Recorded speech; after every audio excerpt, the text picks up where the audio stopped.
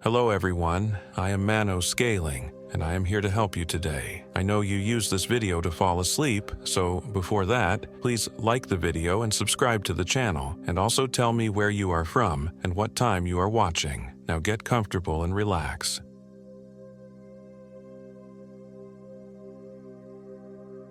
My name is Sarah Rodriguez, and I am 29 years old. This happened in the remote wilderness near the Natchez Trace Parkway in Mississippi, deep in the Homachito National Forest, where ancient Native American burial grounds lie forgotten beneath towering pines and Spanish moss. The plan had seemed perfect when my boyfriend Marcus and I decided to take our 3-day camping trip to celebrate our 2-year anniversary. We'd been researching secluded spots for weeks, wanting to escape the suffocating routine of our desk jobs in Jackson. The Natchez Trace had always fascinated me with its history, a centuries-old path used by Native Americans, Spanish explorers, and later American settlers. What I didn't know then was that some paths are meant to remain untraveled. Marcus picked me up at dawn on Friday morning, his old Jeep Cherokee loaded with gear. He was practically bouncing with excitement, his dark eyes bright with anticipation. "This is going to be incredible, Sarah. 3 days of just us, no cell service, no emails, no boss breathing down our necks?" I smiled, trying to match his enthusiasm, though something felt off. Maybe it was the dream I'd had the night before, walking through endless forest while something with too many teeth followed just outside my peripheral vision. I shook it off as pre-trip anxiety. The drive took us southeast through increasingly rural Mississippi countryside. Pine forests stretched endlessly on both sides of the highway, broken occasionally by ramshackle houses with rusted cars in the yards and hand-painted signs advertising boiled peanuts and Jesus. As we turned onto smaller and smaller roads, civilization seemed to peel away like the old paint. According to the GPS, "We're almost there," Marcus said, squinting at his phone, "though the signal's getting pretty weak." The final dirt road was barely more than 2 tire tracks through dense forest. Spanish moss hung like funeral shrouds from the branches, and the canopy grew so thick that even at noon it felt like twilight. After what felt like miles of bone-jarring bumps and scrapes, we finally reached our destination, a small clearing beside a creek that didn't appear on any map. "This is perfect," Marcus breathed, stepping out of the Jeep. The air was thick and humid, filled with the earthy smell of decomposing leaves and something else, something sweet and cloying that made my stomach turn slightly. As we set up camp, I noticed things that should have sent us running. The trees around the clearing bore strange markings, not natural bark damage, but deliberate cuts forming symbols I didn't recognize. The creek ran oddly silent despite its swift current, and no birds sang in the canopy above. Even the insects seemed muted, as if the forest itself was holding its breath. But Marcus was so happy, so eager to show me the surprise he'd planned. A bottle of wine he'd been saving and a playlist of our favorite songs loaded on his portable speaker. I didn't want to ruin his mood with my inexplicable unease. We spent the afternoon hiking along what appeared to be an old trail, though it seemed to shift and change when I wasn't looking directly at it. Marcus chatted excitedly about our future plans, maybe moving in together, possibly even getting engaged soon. His words should have filled me with joy, but they felt distant, as if he were speaking to me from across a vast chasm.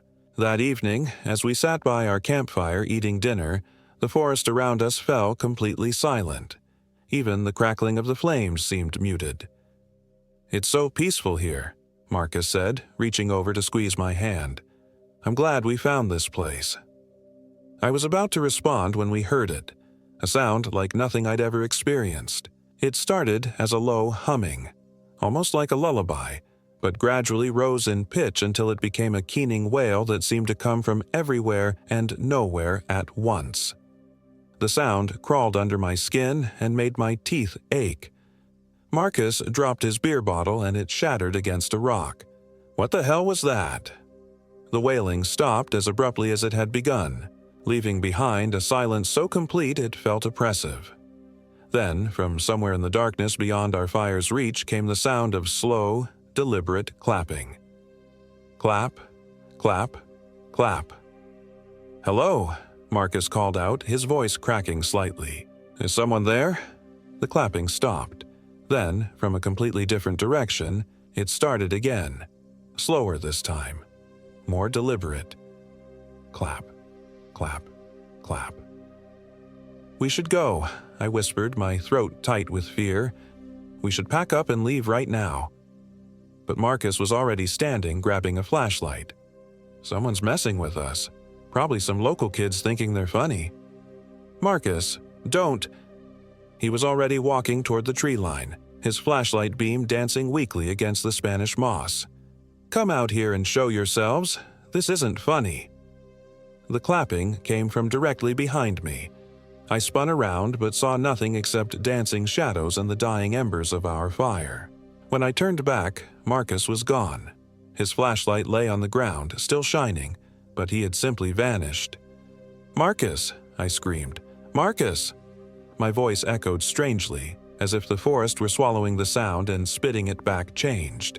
I grabbed the flashlight and ran toward where I'd last seen him, but the beam seemed dimmer than it should be, barely penetrating the oppressive darkness. "Marcus, please, this isn't funny." From somewhere ahead came his voice. "Sarah, Sarah, where are you? I can't see the fire anymore." I followed the sound, crashing through underbrush and Spanish moss, branches tearing at my clothes and face. "I'm coming. Keep talking." "Sarah, I think I'm lost. Everything looks the same. The trees, they're moving." His voice seemed to be coming from everywhere at once, bouncing off trees and rocks until I couldn't tell which direction it was coming from. I stumbled through the darkness for what felt like hours, calling his name until my throat was raw. When I finally collapsed against a massive oak tree, sobbing and exhausted, I realized I had no idea where I was. The campfire was nowhere to be seen, and the forest stretched endlessly in every direction.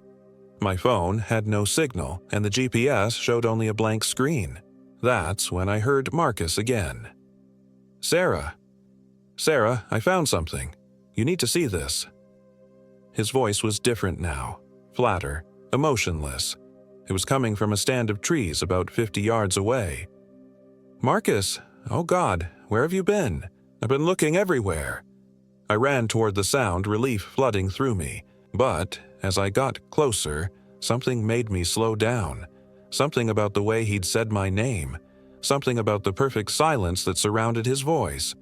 I found him standing in a small clearing, his back to me. He was perfectly still, unnaturally so, like a statue. "Marcus!" He turned around slowly, too slowly, his neck rotating further than it should have been able to. When I saw his face in the flashlight beam, I bit back a scream. It was Marcus, but it wasn't. The features were right. The same dark hair, the same brown eyes, the same strong jawline, but the expression was completely wrong. His eyes were too wide, unblinking, and his mouth was stretched in a smile that was too broad, showing too many teeth. When he spoke, his lips didn't move. "Hello, Sarah. I've been waiting for you." I backed away, my heart hammering against my ribs. "You're not Marcus." The thing wearing Marcus's face tilted its head like a curious bird. "Of course I'm Marcus. Don't you recognize me? We came here together. We're going to be so happy here." "Where is he? What did you do with him?" "I am him, and he is me. And soon, you'll be us too." The Marcus thing took a step toward me, and I noticed that its feet didn't quite touch the ground. It glided forward, that horrible smile never wavering. I turned and ran. Branches whipped at my face and arms as I crashed through the underbrush. Behind me, I could hear the thing that looked like Marcus following. Not running, but gliding through the trees with impossible speed and silence. Sometimes it would call out in Marcus's voice, "Sarah, wait! Why are you running from me? I love you!" But underneath Marcus's familiar tone was something else, a harmonized whisper of voices, as if dozens of people were speaking in unison.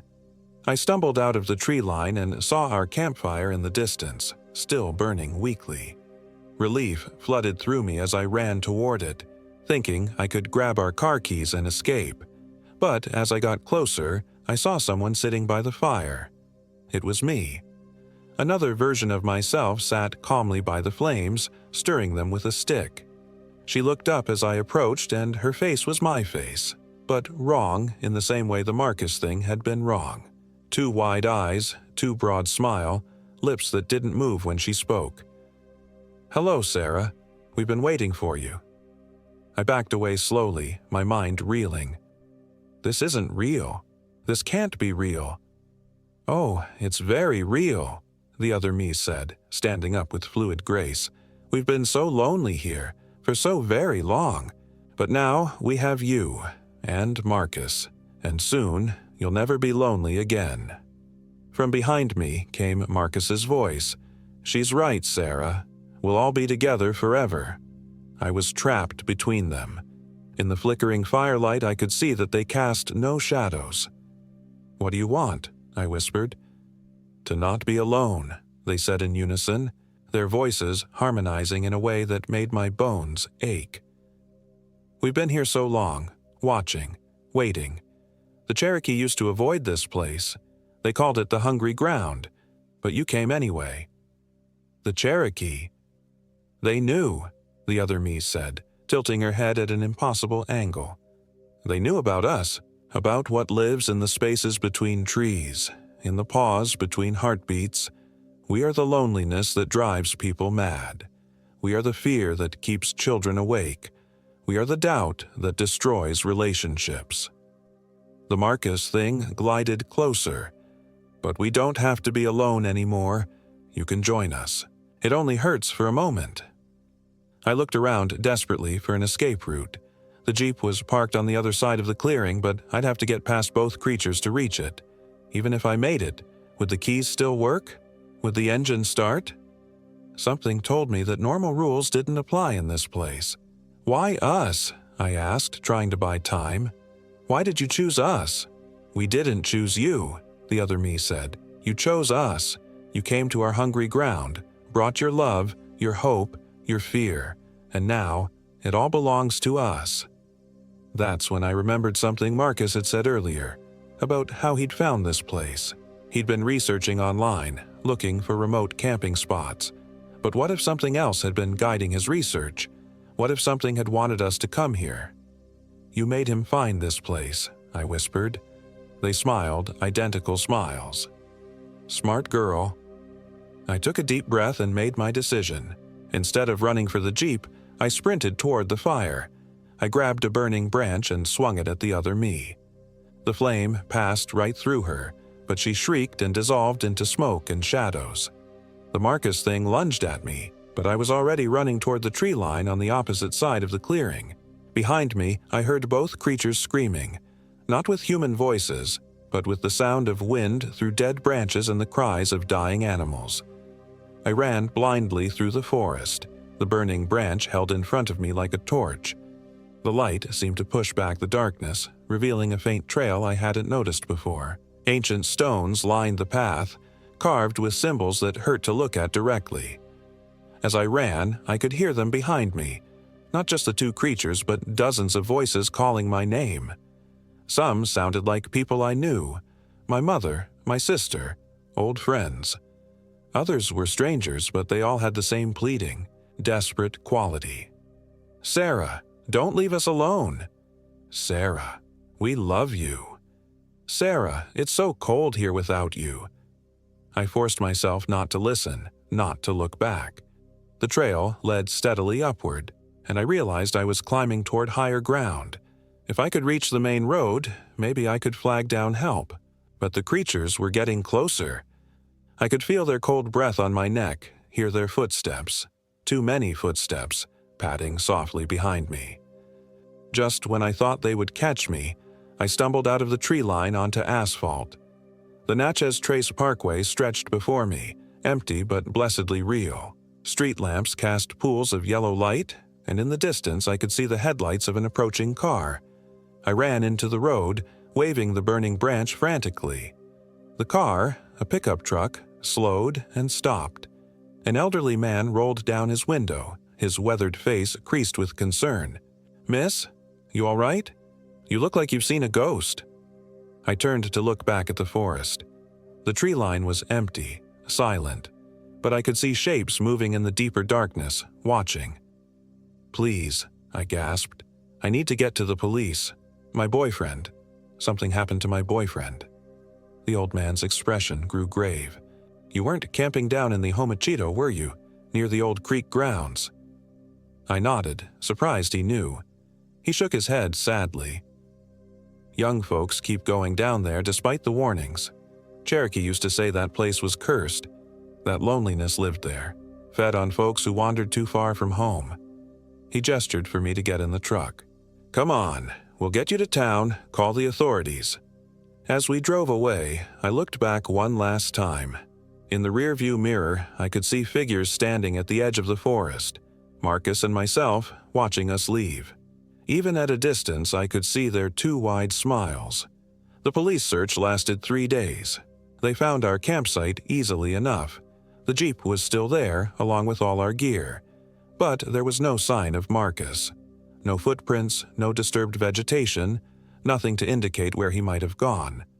It was as if he had simply vanished into thin air. The official report listed him as missing, presumed lost in the wilderness. The assumption was that he'd wandered off in the dark and fallen into a ravine or gotten turned around and died of exposure. They told me these things happened more often than people realized in places like the Homachito. But I knew better. I've moved since then, left Mississippi entirely and settled in Colorado, as far from those dark forests as I could get. I've tried to rebuild my life, even started dating again. But sometimes, in the space between sleep and waking, I hear Marcus calling my name. And sometimes, when I catch my reflection unexpectedly in a dark window, the face looking back has 2 wide eyes and a too broad smile. The thing that haunts me most isn't what happened to Marcus, though that's bad enough.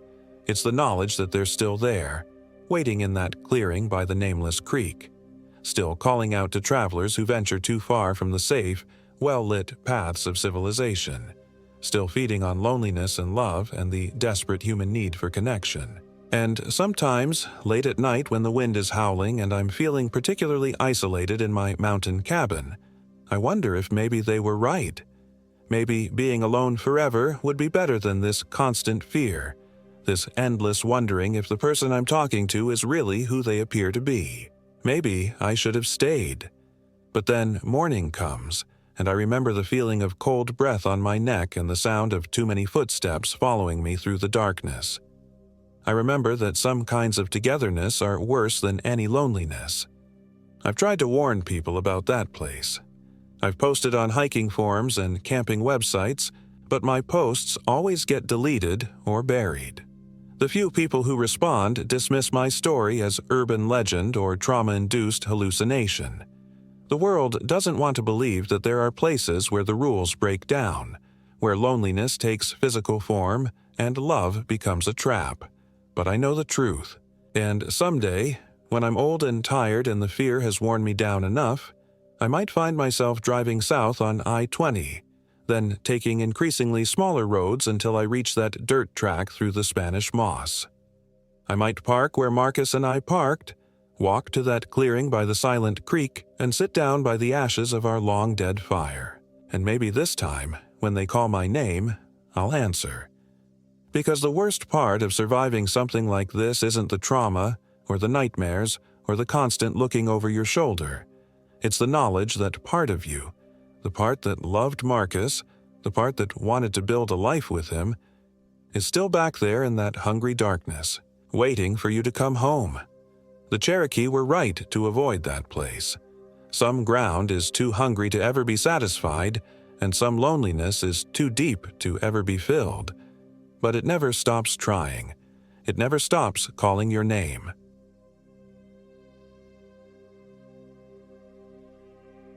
My name is Thomas Davis, and I am 34 years old.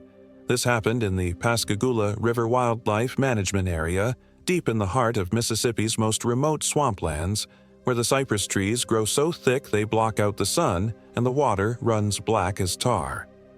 I should have listened to my instincts when Jake first suggested the trip.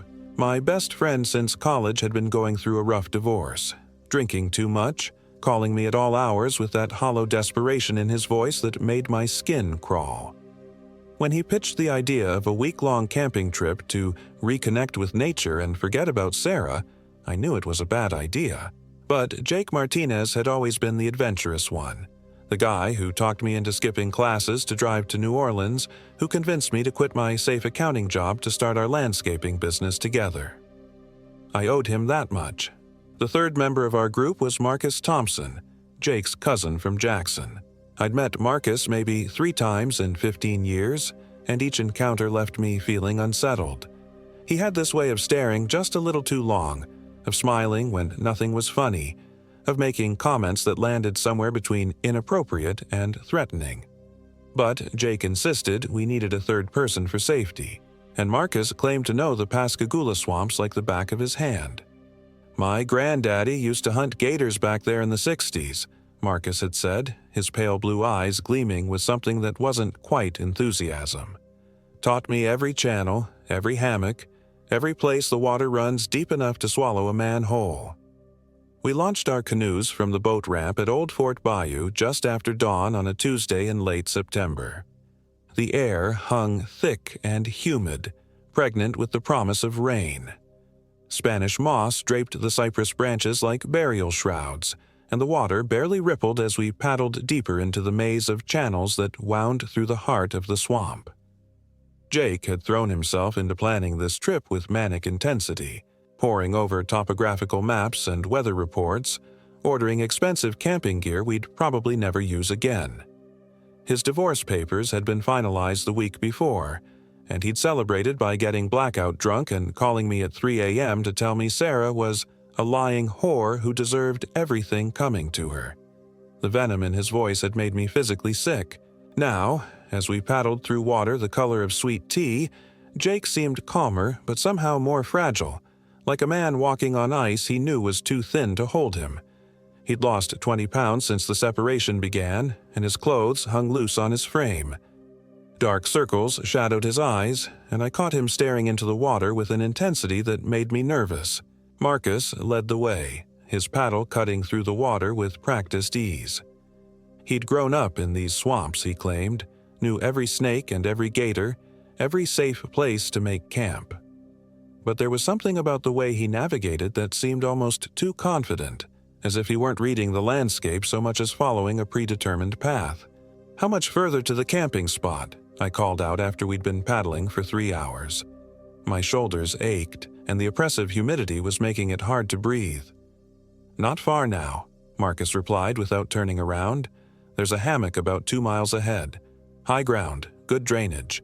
Perfect for what we need." What we need? The phrase stuck in my mind like a splinter. What exactly did we need beyond a place to set up tents and drink beer while Jake worked through his emotional breakdown? The deeper we traveled into the swamp, the quieter it became. At first, I'd noticed the normal sounds of wetland life: birds calling, insects buzzing, the occasional splash of a turtle or snake entering the water.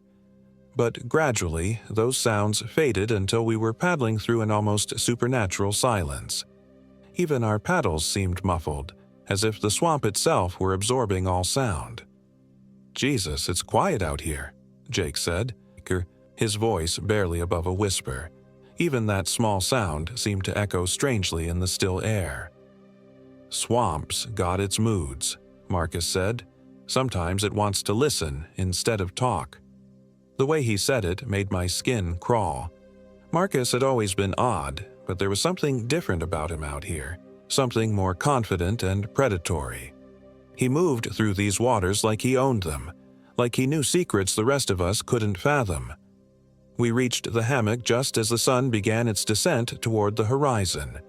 It was a small island of solid ground, maybe 50 yards across, covered in thick grass and surrounded by towering cypress trees. Spanish moss hung so low it brushed the tops of our heads as we pulled the canoes onto the muddy shore. "Perfect spot," Marcus said, surveying the area with satisfaction. We'll be comfortable here." But I didn't feel comfortable. Something about the place felt wrong, though I couldn't put my finger on what. The silence was too complete, the shadows too deep, and there was a smell, not the normal earthy scent of swamp decay, but something else. Something sweet and cloying that reminded me of flowers left too long in a vase. We set up camp quickly, pitching our tents in a triangle around a central fire pit Marcus constructed with practiced efficiency. Jake moved like a man in a dream, going through the motions of unpacking and organizing gear while his mind was clearly elsewhere. I tried to engage him in conversation, but his responses were distracted, monosyllabic.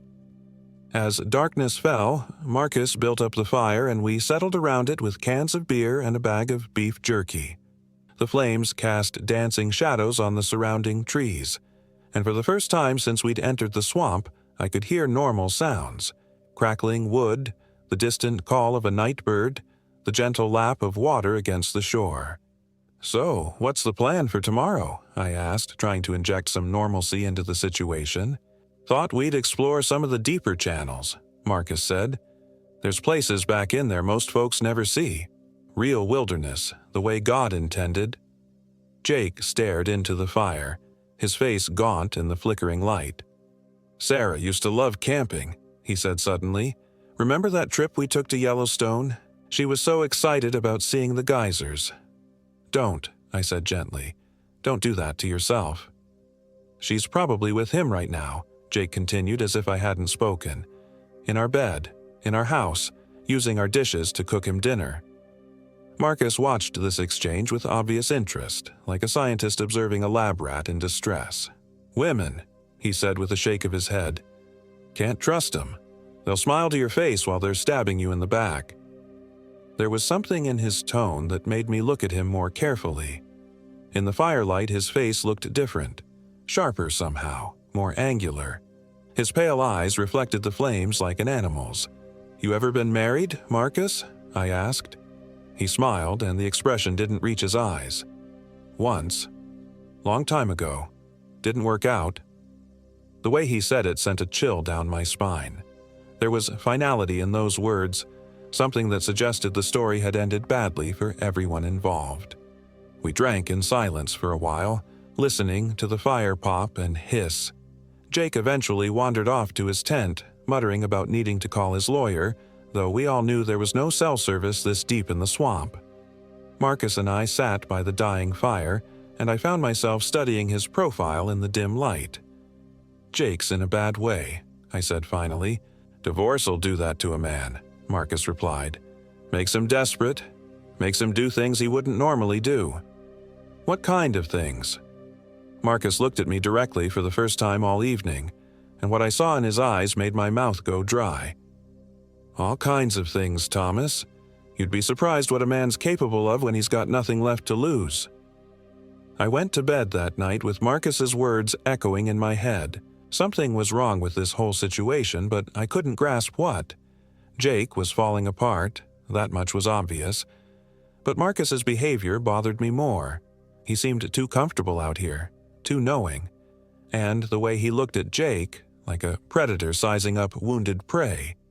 I must have dozed fitfully, because I was awakened sometime in the middle of the night by the sound of voices. Low, urgent whispers coming from outside my tent. I checked my watch. 3:17 a.m. Who the hell was talking at this hour? I unzipped my tent flap slightly and peered out. The fire had died to glowing embers, casting barely enough light to see by. Jake's tent was zipped shut, but I could see movement inside, shadows shifting against the nylon walls, and Marcus was nowhere to be seen. The whispering continued, but I couldn't make out words. It sounded like Jake talking to someone, but his voice had a strange quality to it, almost like he was in a trance. And then I heard the other voice respond, and ice water flooded my veins. It was Marcus's voice, but it was coming from inside Jake's tent. When the hell had Marcus gotten in there? And why were they whispering like conspirators? I lay in my sleeping bag, straining to hear, but the voices were too low and indistinct. Eventually they stopped, and I heard the soft sound of a tent zipper. Footsteps moved around the camp, and then nothing. In the morning, both Jake and Marcus acted like nothing had happened. Marcus was already up when I emerged from my tent, poking at the fire and getting coffee started. Jake stumbled out of his tent looking even more haggard than before, dark circles under his eyes and a distant expression that made me think of sleepwalkers. "Sleep well?" I asked them both. "Like a baby," Marcus said with that unsettling smile. Jake just grunted and accepted a cup of coffee with shaking hands. We spent the morning exploring some of the smaller channels in our canoes. The oppressive silence of the previous day had returned, and the deeper we went into the swamp, the more wrong everything felt. The water was darker here, almost black, and it gave off that same sweet, cloying smell I'd noticed at the campsite. Jake paddled mechanically like a man going through the motions. Several times I called out to him and got no response, as if he were somewhere else entirely, and Marcus continued to navigate with that eerie confidence, taking us deeper and deeper into places that felt untouched by human presence. "How do you know where we're going?" I finally asked him. "Like I said, my granddaddy taught me these waters," Marcus replied. "Some knowledge gets passed down in families. Some places call to certain people." The way he said it made my skin crawl. We were so far from civilization now that our cell phones were completely useless, not even registering a signal. The GPS on my phone showed nothing but blue water and green marsh extending in all directions. That afternoon, we stopped for lunch on another small hammock. This one felt different from our campsite. Older somehow, more primal. Ancient cypress trees rose around us like cathedral columns, their massive trunks disappearing into a canopy so thick it blocked out most of the sky. And there were things hanging from the branches that I couldn't quite identify, shapes that might have been Spanish moss but seemed too regular, too purposeful. Jake sat apart from us, staring into the water with that 1,000-yard stare I'd seen in war movies. I'd served briefly in Afghanistan myself, and I recognized the look of a man who'd seen too much. But Jake had never been in combat. What was he seeing in those dark waters? "Jake," I said, moving closer to him. "You okay, buddy?" He looked at me, and for a moment his eyes seemed to focus. "Do you ever think about what you'd do if you could start over?" he asked. "Just wipe the slate clean and become someone else?" "What do you mean?" "I mean really start over. New name, new life, new everything. Leave the old you behind like it never existed." The question sent a chill through me. "Jake, what are you talking about?" But he'd already turned back to stare at the water, and I could see that whatever moment of clarity he'd had was gone. Marcus watched this exchange with obvious satisfaction, like a director pleased with his actor's performance. "Some men are meant for different lives," he said to me quietly. "Some men just need the right push to find their true nature." We paddled back to camp as the sun began to set, and I noticed that Jake's paddling had become even more erratic. Several times he stopped entirely, letting his canoe drift while he stared at something in the water that only he could see. "Jake," I called out during one of these episodes, "stay with us, man." He looked up with a confused expression as if he'd forgotten where he was. "Sorry," he mumbled. "Just thought I saw something." "What kind of something?" "Nothing. Never mind." But I could see the fear in his eyes, and it scared me more than anything else that had happened on this trip.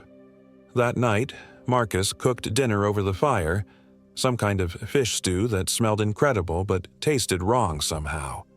The flavors were too intense, too complex, like he'd added ingredients that had no business being in fish stew. Jake ate mechanically, not seeming to taste anything, while I forced myself to finish my bowl despite the way it made my stomach turn. After dinner, Marcus produced a bottle of whiskey from his pack. "Time for some real relaxation," he said, unscrewing the cap and taking a long pull. The whiskey burned going down, but it tasted cleaner than the stew. We passed the bottle around the fire, and gradually I felt some of the tension leave my shoulders. Maybe I was being paranoid. Maybe this was just what Jake needed. Time away from civilization, time to process his divorce and figure out his next move. But as the whiskey flowed, Marcus began to tell stories. Stories about the swamp, about his grandfather, about things that had happened in these waters over the years. And the more he talked, the more uneasy I became.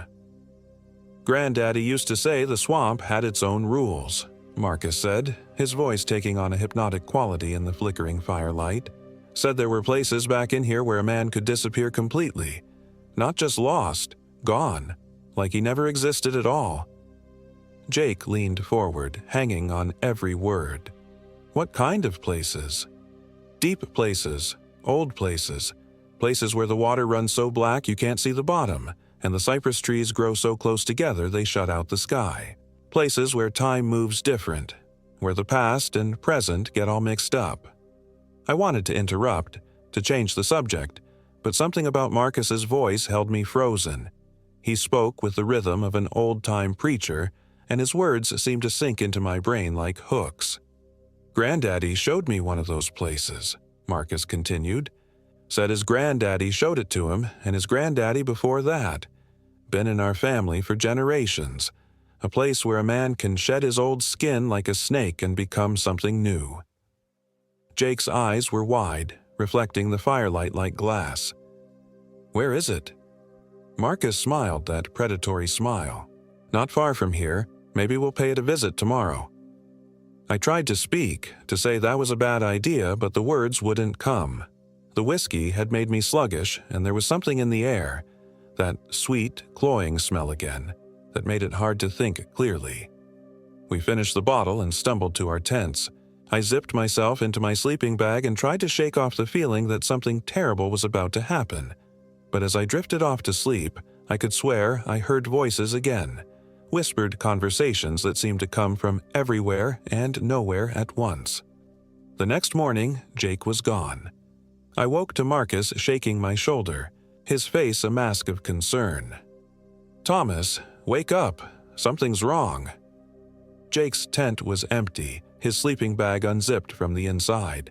His clothes were still there, his boots still sitting by the tent flap, but Jake himself had vanished without a trace.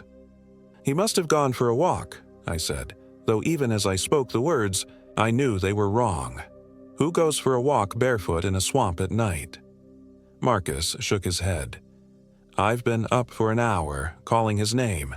No answer. And look at this." He led me to the edge of the hammock where Jake's footprints were clearly visible in the soft mud. They led straight into the water and disappeared. "Jesus," I whispered. "We have to find him." We launched the canoes and began searching the channels around our campsite, calling Jake's name until our throats were hoarse, but the swamp seemed to swallow our voices, and the only response was that oppressive silence that had haunted us since we'd arrived. After 2 hours of fruitless searching, Marcus suggested we head deeper into the swamp. "There's places back there he might have wandered," he said, "places where sound don't carry right." As we paddled deeper into the maze of channels, I noticed that Marcus's navigation seemed more purposeful than before. He wasn't searching randomly. He was heading somewhere specific. And despite my growing panic about Jake, I found myself studying Marcus's behavior more carefully. How had he known Jake was missing so quickly? Why had he been up at dawn in the first place? And why did he seem so calm about the whole situation? We entered a part of the swamp I'd never seen before, where the cypress trees grew so close together their trunks formed living walls. The water here was completely black, like liquid obsidian, and the silence was so complete it felt solid. And then I saw something that made my blood freeze. Floating in the water ahead of us was Jake's shirt. "There!" I shouted, pointing. But as we paddled closer, I realized it wasn't just floating. It was tied to something beneath the surface, something that held it in place against the current. Marcus pulled alongside the shirt and reached into the water. When his hand came up, he was holding a rope that disappeared into the black depths below. "What the hell is that?" I demanded. Marcus's expression had changed. The mask of concern was gone, replaced by something cold and calculating. "That's how we get to where we're going," he said quietly. Before I could respond, he'd grabbed my canoe and was pulling both boats toward a narrow channel I hadn't noticed before. The entrance was almost completely hidden by overhanging branches, and as we passed through, I felt like we were entering another world entirely. The channel opened into a circular pool surrounded by massive cypress trees. The water here was perfectly still, like black glass, and the silence was so profound it made my ears ring. And there, standing waist-deep in the center of the pool, was Jake. But something was wrong with him. Terribly wrong. He stood perfectly motionless, his arms at his sides, staring straight ahead with empty eyes. His skin was pale, almost gray, and there were dark marks on his chest and arms that looked like bruises or maybe burns. But the worst part was his face. It was Jake's face, but somehow not Jake at all. The features were right, but the expression was alien, predatory, inhuman. "Jake!" I called out, but he didn't respond. Didn't even blink. "He can't hear you," Marcus said from behind me. His voice had changed too, taking on that same alien quality I'd heard in Jake's whispers the night before. He's not Jake anymore. I spun around to face him, and what I saw made me scream. Marcus's face was changing, shifting, the features flowing like water. His pale blue eyes had gone completely black, and his skin had taken on that same gray pallor I'd seen on Jake. But worse than the physical changes was the expression, a look of such malevolent hunger that it made my bowels clench with terror. "What are you?" I whispered, the thing that had been. Marcus smiled, revealing teeth that were too sharp, too numerous. "I'm what comes after," it said in a voice like grinding stone. "I'm what waits in the deep places, in the dark waters where time runs backward. I'm what your friend called to when his pain became too great to bear." I looked back at Jake. Standing motionless in the black water, and understanding crashed over me like a cold wave. "He made a deal with you." "He invited me in," the creature corrected, opened his mind to me, begged me to take away his pain. And I did. I took it all, the pain, the memories, the man himself, left just the shell behind. "But why bring me here?" The thing's smile widened. "Because one shell isn't enough. One body wears out too quickly. I need fresh vessels, Thomas, strong bodies to carry me through the world above. And you've been such a good friend, so concerned, so loyal. You'll make an excellent host." I tried to run, but my legs wouldn't obey. The sweet smell I'd been noticing all along wasn't flowers. It was some kind of drug. Some pheromone the creature released to keep its prey docile. My vision began to blur, and I could feel my will slipping away like water through my fingers. "Don't fight it," the creature whispered, its voice now coming from everywhere at once. "It's easier if you just let go. Let me take the pain away. Thomas, let me take it all away." But as the darkness closed in around me, I thought of my wife waiting at home, of the life I still wanted to live, of all the reasons I had to keep fighting. And somehow, through sheer force of will, I managed to break free of the creature's influence long enough to act. I grabbed the paddle from my canoe and brought it down on the thing's head with all the strength I had left. It shrieked, a sound like breaking glass mixed with a dying animal, and stumbled backward.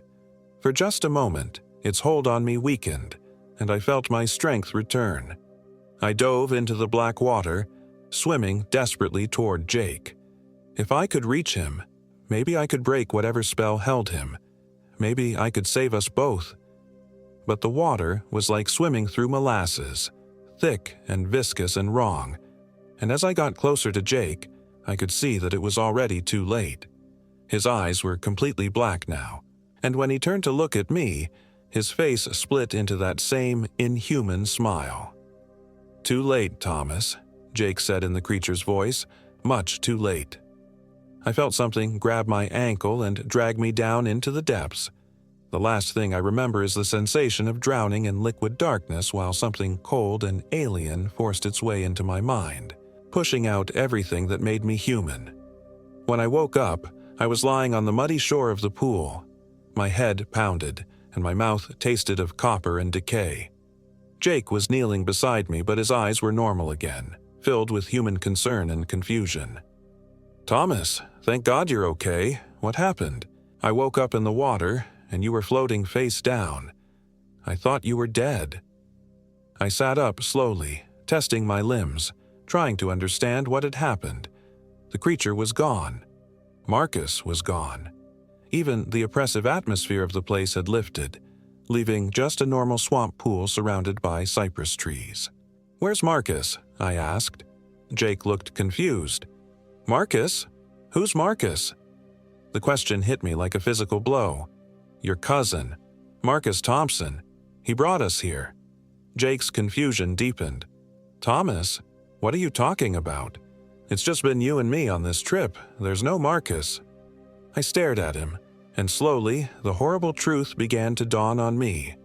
The creature hadn't possessed Jake. It had been wearing Marcus's face from the beginning. Everything about Marcus, his knowledge of the swamps, his stories about his grandfather, even his relationship to Jake. All of it had been a lie designed to lure us here, but why had it let us go? The answer came to me as we paddled back to our campsite, as I noticed the way Jake moved differently now, the way his eyes lingered too long on things that shouldn't have interested him, the way he smiled at moments when nothing was funny. The creature hadn't let us go.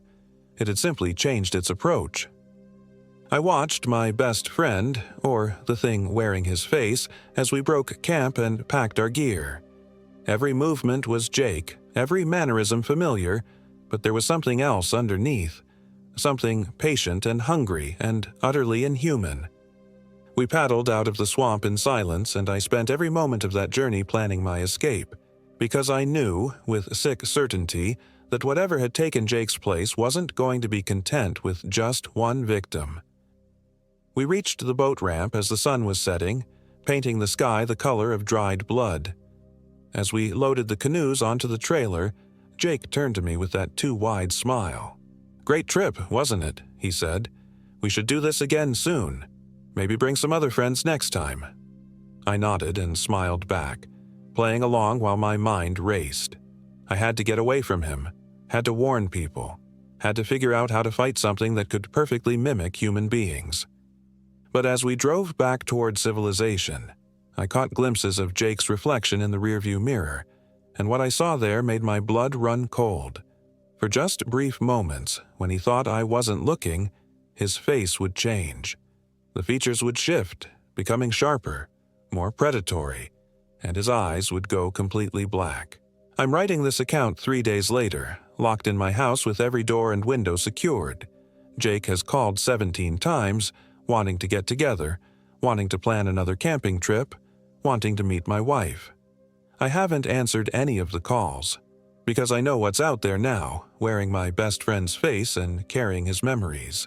I know it's patient and clever and absolutely relentless, and I know it won't stop until it has consumed everyone I care about, everyone I love.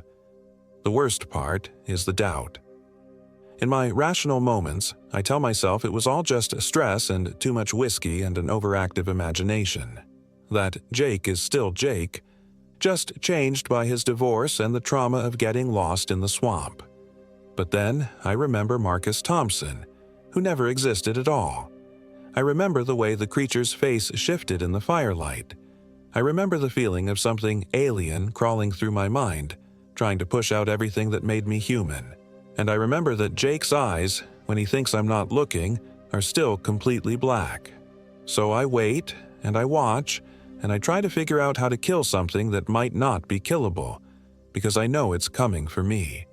I can feel it watching, planning, wearing the face of my oldest friend while it decides how best to destroy my life.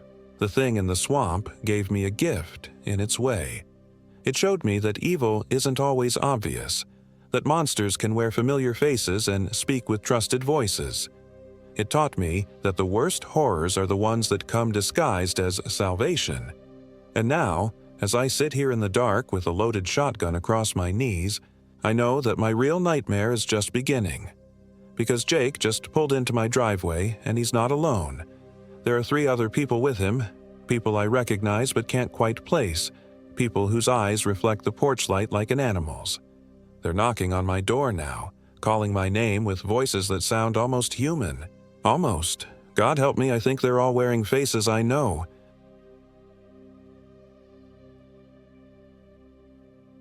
My name is Michael Williams, and I am 32 years old.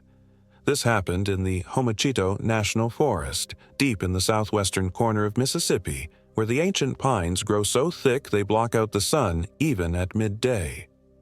I should have listened to Emma when she said she had a bad feeling about the place. My girlfriend of 3 years had always been intuitive about things, people, places, situations that felt wrong.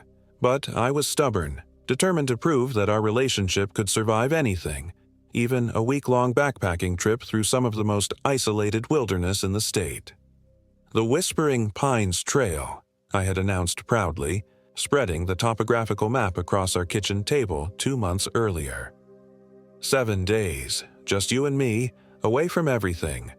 No cell towers, no internet, no distractions. Emma had traced the winding trail with her finger, her brow furrowed. It looks so empty, Michael. Look at this. The nearest ranger station is 40 miles away. What if something happens? That's the point, I had said, kissing the top of her auburn head. We need this. After everything that's happened with your job, with my mom's death, we need to reconnect. Emma worked as a trauma counselor at the county hospital, and the weight of other people's pain had been wearing her down. She'd been having nightmares, waking up in cold sweats, flinching at unexpected sounds. The layoffs at the hospital hadn't helped. She was now handling twice the caseload with half the support. As for me, losing Mom to cancer 6 months earlier had left me feeling hollowed out, desperate for something to fill the void. The trail began innocuously enough, winding through second-growth forest dotted with occasional clearings where old homesteads had once stood. We'd started early on a Monday morning in late October when the humidity had finally broken and the temperature had dropped to a bearable 70 degrees. Emma seemed to relax as we walked, pointing out cardinals and commenting on the unusual mushrooms growing on fallen logs. "These are beautiful," she said, kneeling beside a cluster of pale, translucent fungi. "But I've never seen anything like them." I consulted our field guide but found nothing matching their description. They were almost crystalline, catching the filtered sunlight like tiny chandeliers. When Emma reached out to touch one, I grabbed her wrist. "Better not," I said. "Could be poisonous." She pulled her hand back, but I noticed her staring at the mushrooms for a long moment before we moved on. There was something in her expression, a kind of hungry fascination that made me uncomfortable. The first day passed without incident. We made good time, covering nearly 8 miles before setting up camp in a small clearing beside Dry Creek. The water ran clean and cold, and we filtered enough for dinner and breakfast.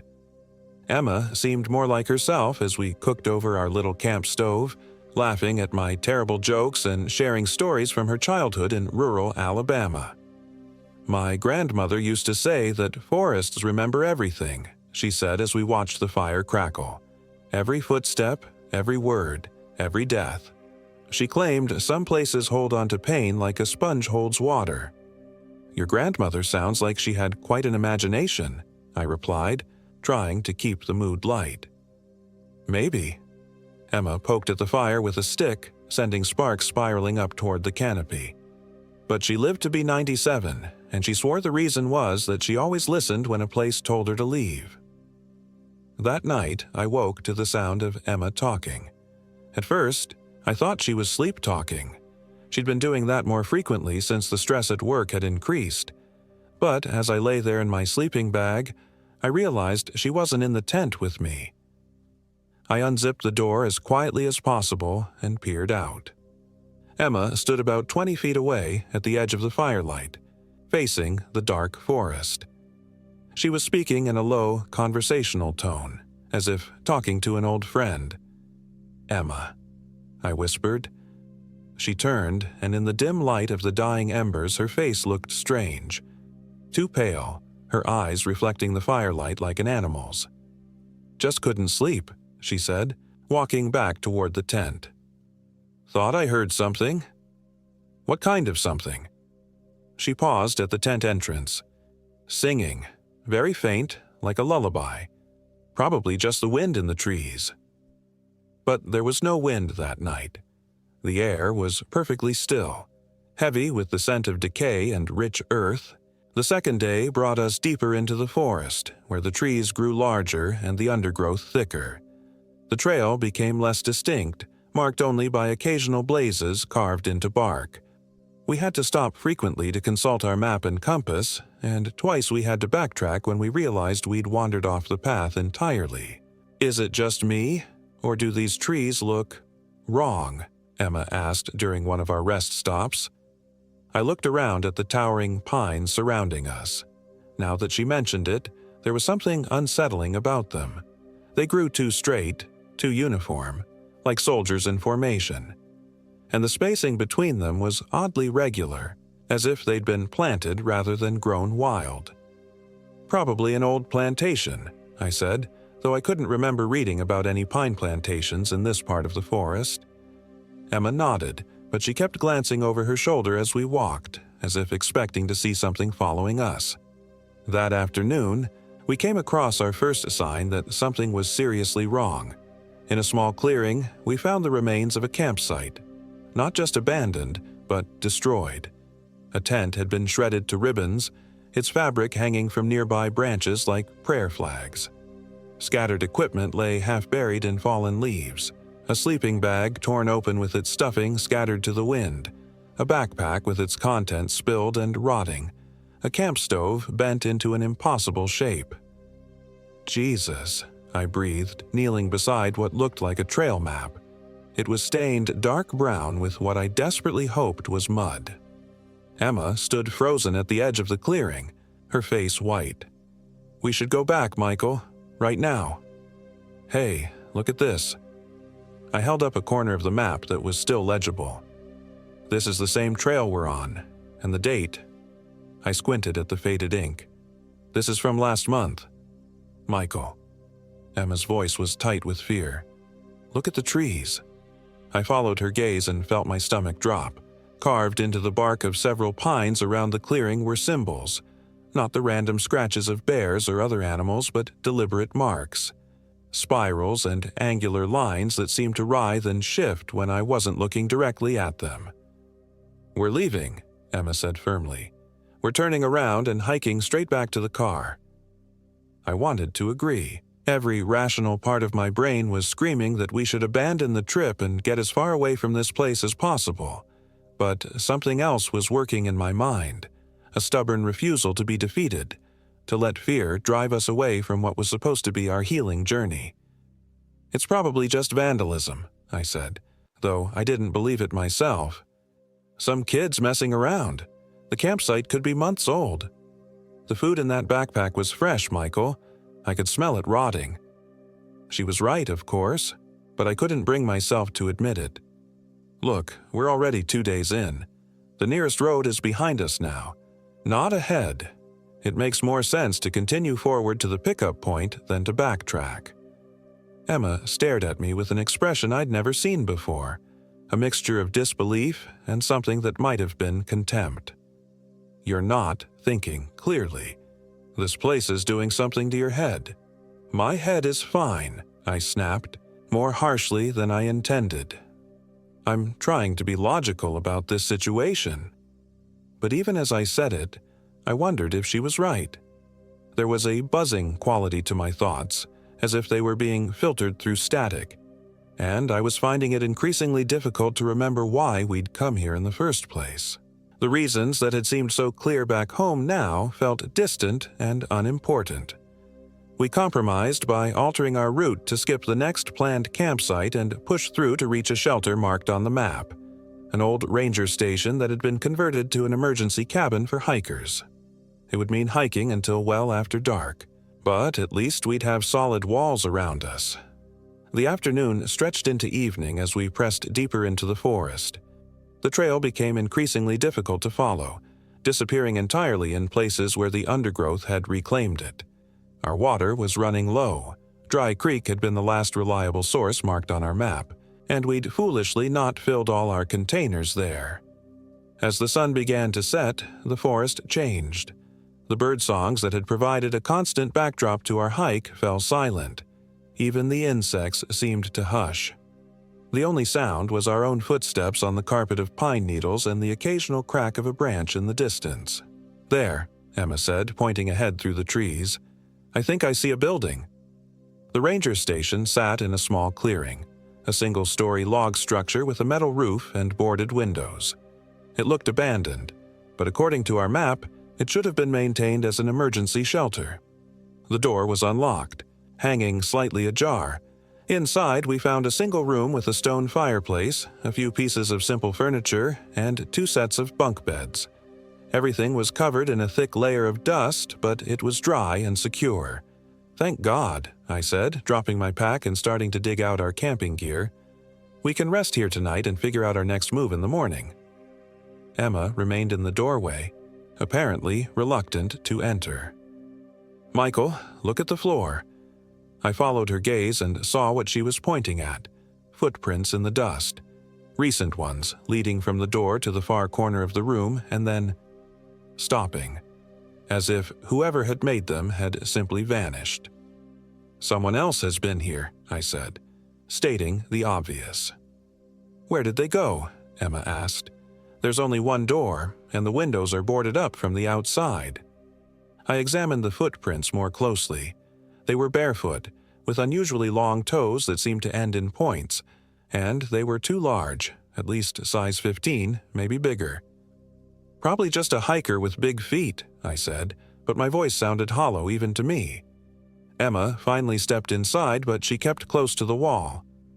"I don't like this place, Michael. Something terrible happened here." As if to prove her point, a metallic scratching sound came from the roof. Slow, deliberate, like claws dragging across metal. We both froze, staring up at the ceiling. The scratching stopped. "Just a branch," I said quickly, "or maybe an animal." But we both knew there were no branches hanging over the cabin, and no animal native to Mississippi would make a sound like that. We set up our sleeping bags on opposite bunks, though neither of us really expected to sleep. I tried to start a fire in the fireplace, but the wood we'd gathered outside wouldn't catch, no matter how much kindling I used. The matches would light, but the flames would die out immediately, as if something was sucking the oxygen from the air. "Don't bother," Emma said from her bunk. "I don't think this place wants to be warm." As darkness fell completely, the scratching on the roof resumed. Not random this time, but rhythmic, like footsteps. Something was walking back and forth above us, pacing with deliberate patience. "There's a story my grandmother told me," Emma said into the darkness, "about places where the barrier between worlds grows thin. She said they usually start in the deep woods, where people have been hurt or killed or have just disappeared. The pain soaks into the ground like blood, and after a while, it starts calling to things from the other side." "Emma, please." She said you can always tell these places because they feel wrong. Time moves differently, compasses spin, and normal things, fire, water, even sunlight, don't work the way they should. Above us, the pacing stopped. Then came a new sound, a low, vibrating hum that seemed to emanate from the walls themselves. "It's singing," Emma whispered. "The same song I heard last night." I tried to focus on the sound, to identify it as something natural, but the melody was unlike anything I'd ever heard. It was hauntingly beautiful and utterly alien at the same time, with notes that seemed to bypass my ears and vibrate directly in my bones. "We're leaving, first thing in the morning," I said, finally ready to admit defeat. "We'll hike back to the car no matter how long it takes." But Emma didn't respond. I looked over at her bunk and saw that she was sitting up, her head tilted as if listening intently to the humming. "Emma?" She turned toward me, and in the faint starlight filtering through gaps in the boarded windows, I saw that her eyes were completely black. "It's beautiful, isn't it?" she said, but her voice was different, layered as if multiple people were speaking in unison. The song of the deep woods, the call of the old things that remember what this place used to be. I sat up, my heart hammering. "Emma, what's wrong with your eyes?" She tilted her head further like a bird studying prey. "Nothing's wrong. I can see clearly for the first time in months. Do you know what this place is, Michael? Do you know why we were drawn here?" "We weren't drawn here. We chose to come here." Emma, or the thing wearing Emma's face, smiled. "Did we? Think back. Think about how the idea first came to you. Was it really your idea, or did it feel like a suggestion?" I tried to remember, but the memory was strangely elusive. The more I concentrated, the more it seemed to slip away, like trying to hold water in cupped hands. "This place needs feeding," Emma continued in that layered voice. "It's been hungry for so long, living on scraps. The occasional lost hiker, a hunter who wandered too far from the trail, but we came willingly. We brought ourselves as offerings." "You're not Emma," I said, backing against the wall. "I'm more Emma than I've ever been.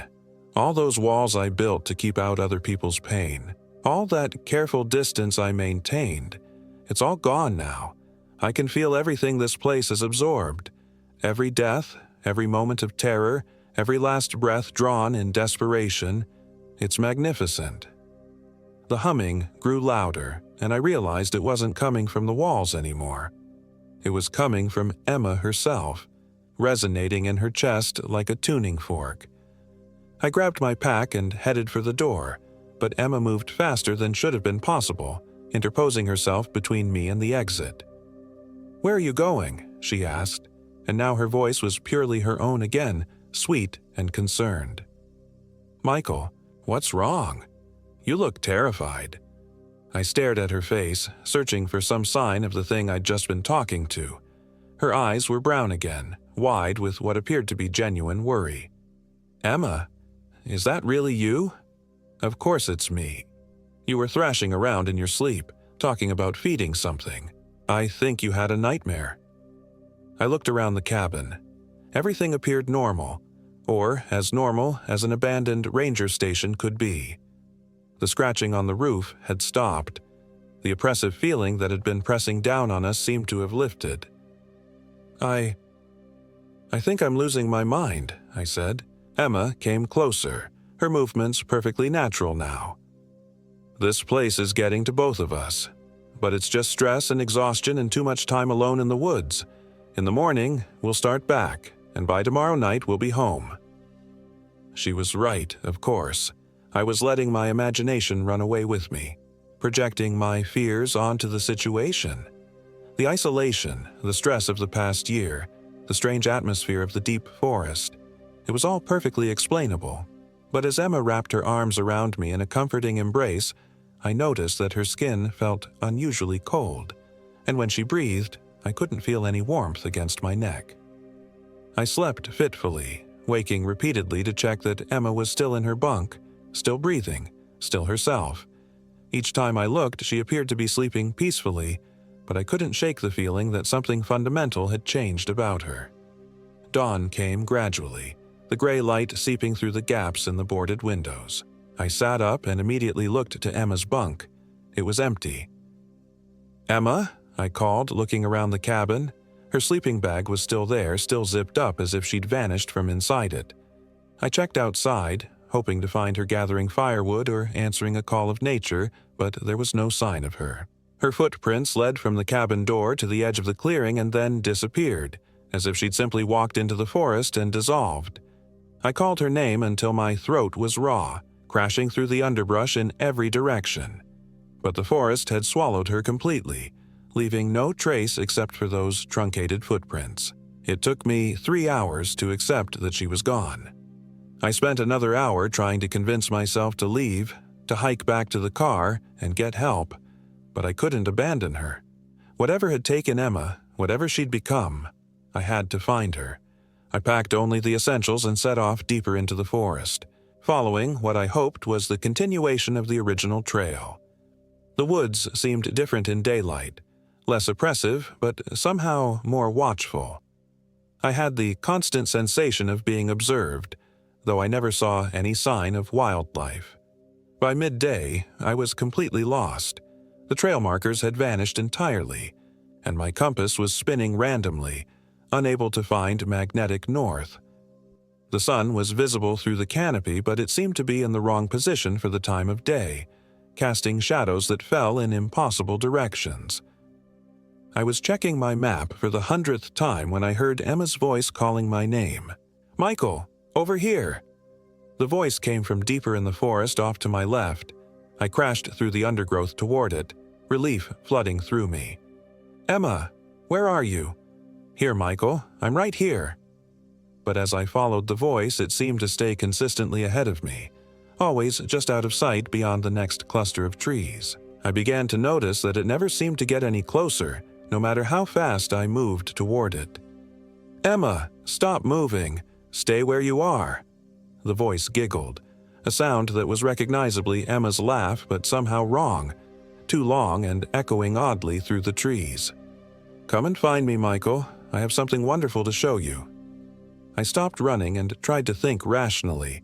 This wasn't Emma. It couldn't be Emma. It was the thing from last night, using her voice to lead me deeper into whatever trap it had prepared. But what if I was wrong? What if Emma was hurt, confused, unable to find her way back to me? The voice called again, fainter now, as if moving away. "Michael, please. I need your help." Against every instinct screaming at me to turn around and run, I followed the voice deeper into the forest. The trees grew larger and more twisted as I walked, their branches intertwining overhead to block out more and more of the sky. The temperature dropped noticeably, and my breath began to mist in the suddenly frigid air.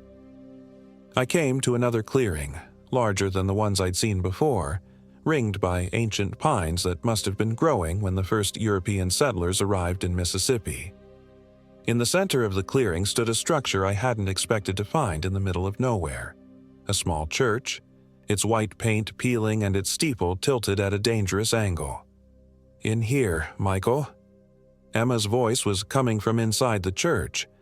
The front door hung open, revealing nothing but darkness beyond the threshold. Every rational part of my mind was screaming at me not to enter, but the thought of Emma alone and frightened overrode my caution. The interior of the church was wrong in ways that hurt to perceive.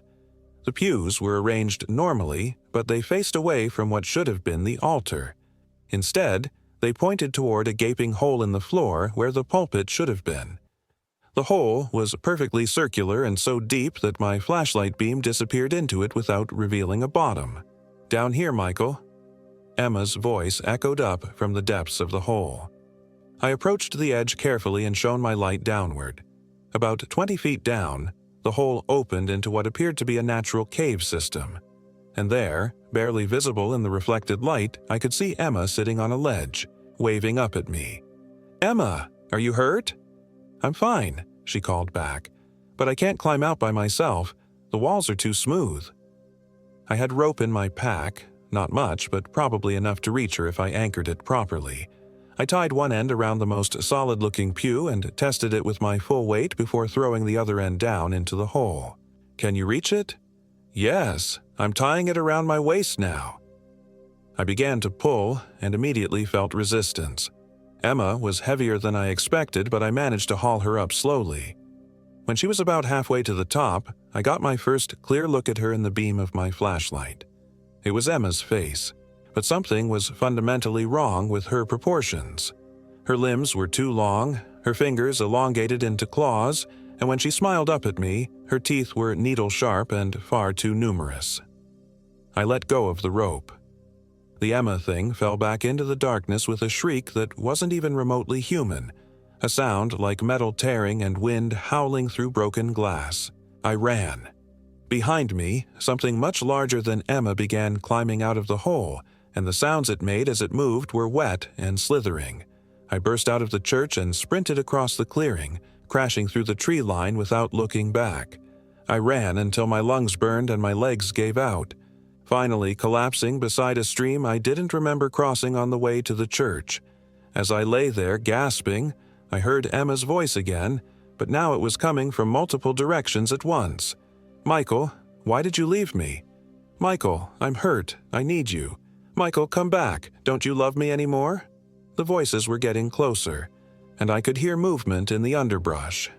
Not the careful, measured steps of a human, but something that moved like water flowing uphill, defying natural laws. I forced myself to stand and keep moving, following the stream in hopes it would lead me back to civilization. But as I walked, I began to notice things that didn't belong in a Mississippi forest.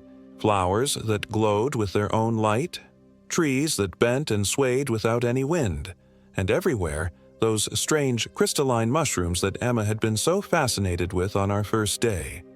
The mushrooms were growing larger and more numerous, some of them reaching nearly to my waist. As I passed close to a particularly large cluster, I heard whispering sounds emanating from them.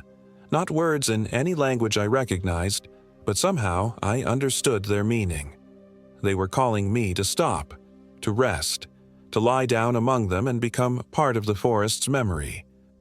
The temptation was almost overwhelming. I was exhausted, dehydrated, and completely lost. The idea of simply giving up and letting the forest have me seemed almost merciful compared to continuing this nightmare flight through increasingly alien terrain. But somewhere in the back of my mind, I could still hear my mother's voice from the hospital bed where she'd spent her last weeks. "Don't give up, Michael," she'd whispered during one of our final conversations. "No matter how bad things get, don't ever just give up."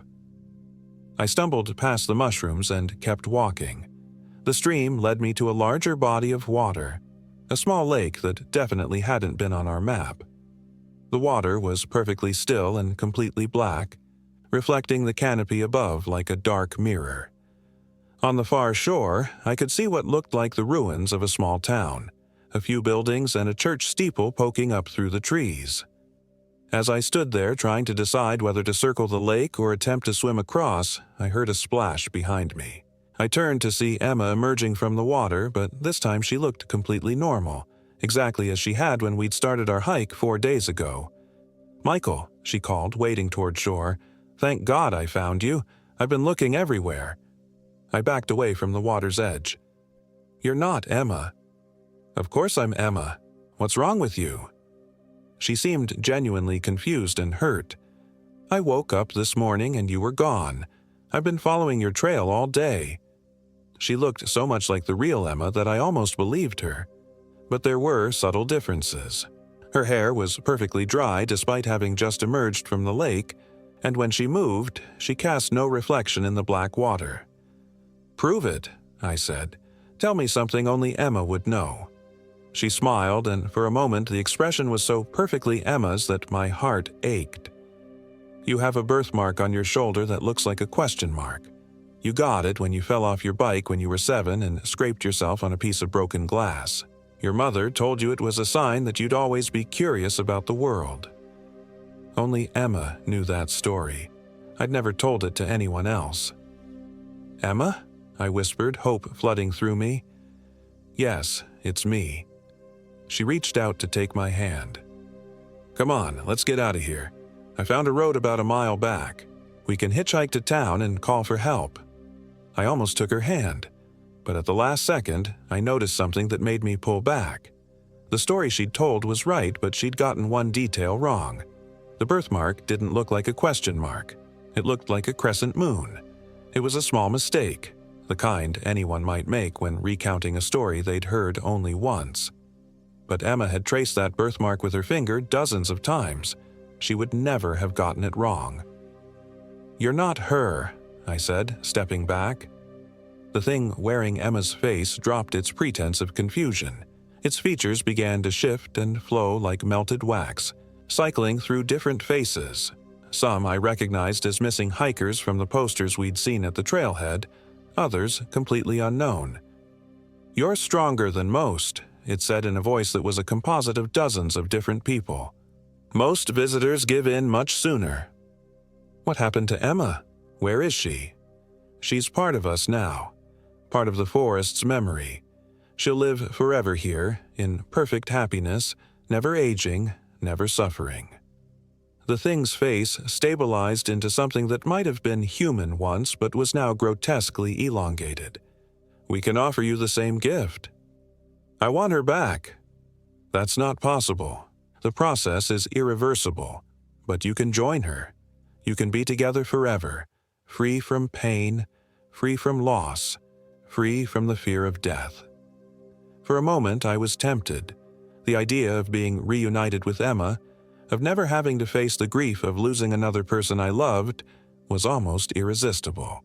But I thought about what Emma had said about her grandmother, about listening when a place told you to leave. This place was telling me to stay, which meant I needed to run. I turned and sprinted into the forest, leaving the creature by the lake.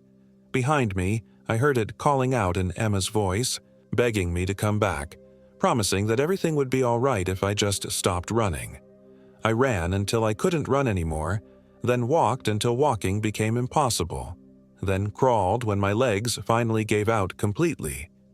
The forest around me continued to change, becoming more and more alien with each mile. The trees grew in impossible spirals, their bark moving like living skin. The air itself seemed thick and viscous, making each breath a struggle. But gradually, subtly, things began to feel more normal. The oppressive weight that had been pressing down on me for days started to lift. The trees resumed their natural shapes, and finally, impossibly, I heard the sound of traffic in the distance. I emerged from the tree line onto a paved road just as the sun was setting on what I calculated to be my 5th day in the forest. A passing motorist found me, collapsed on the shoulder, and called for an ambulance. The search and rescue team that went looking for Emma found the Homochito National Forest completely normal. No alien trees, no glowing mushrooms, no abandoned church with a hole in the floor. They searched for 3 weeks but found no trace of her except for her sleeping bag in the ranger station where we'd spent our second night. The official report listed her as missing, presumed dead due to exposure or animal attack. I was questioned extensively, and while the investigators clearly suspected I might have done something to her, they could never find any evidence. Eventually, they stopped calling. I moved to a different state and tried to rebuild my life, but the forest followed me in dreams and waking visions. Sometimes I see Emma in crowds, always just far enough away that I can't be sure it's really her. Sometimes I hear her voice calling my name when I'm alone at night, and sometimes, in the early hours before dawn, I hear the humming, that haunting alien melody that seems to bypass my ears and vibrate directly in my bones. When that happens, I know the forest is calling me back, promising me that Emma is waiting, that we can be together forever if I just return to the deep woods where the barrier between worlds grows thin. So far, I've resisted, but the pull grows stronger every day, and I'm not sure how much longer I can fight it. Maybe tomorrow I'll pack a bag and drive back to Mississippi. Maybe I'll walk into those whispering pines and let the forest have what it's been patiently waiting for. Maybe that would be for the best. After all, what's the point of living when the person you love most has been swallowed by something that exists in the spaces between reality? What's the point of going on when you know that somewhere in the deep woods, Emma is waiting for you to join her in a place where pain and death are just memories? I can hear her singing now, even as I write this. The same lullaby that drew her out of our tent that first night, calling to me across the miles and months that separate us. Soon, I think, very soon, I'll stop fighting and let the song carry me home. Found among the personal effects of Michael Williams following his disappearance from his apartment in Denver, Colorado. Williams was last seen on security cameras entering a rental car agency on November 15th. The vehicle was later found abandoned at the Homochito National Forest trailhead.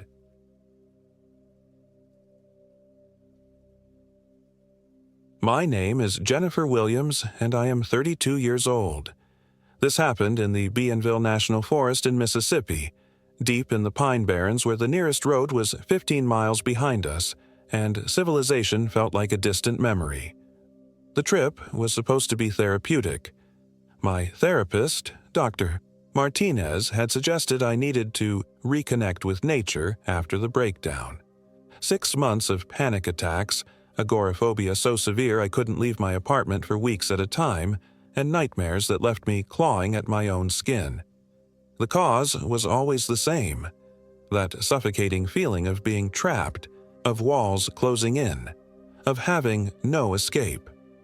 The irony wasn't lost on me that I was now heading into the most isolated place I could imagine. My hiking partner was Sarah Rodriguez, my college roommate who'd somehow maintained her outdoorsy spirit despite a decade in corporate law.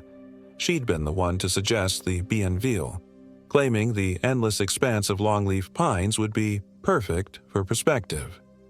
Sarah had always been the practical one, methodical, prepared, the type who brought backup plans for her backup plans. If anyone could keep me safe out here, it was her. We'd parked at the Forest Hills Ranger Station and hiked north toward Shongolo Creek, following an unmarked trail Sarah had found on some obscure hiking forum. The first day passed without incident. The pines stretched endlessly in every direction, their trunks like ancient columns supporting a cathedral of green needles. The forest floor was carpeted with brown pine straw that crunched pleasantly underfoot, and the air smelled of resin and earth.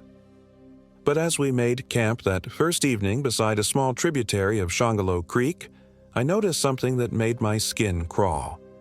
The silence. Not the peaceful quiet of nature, but an oppressive, unnatural hush.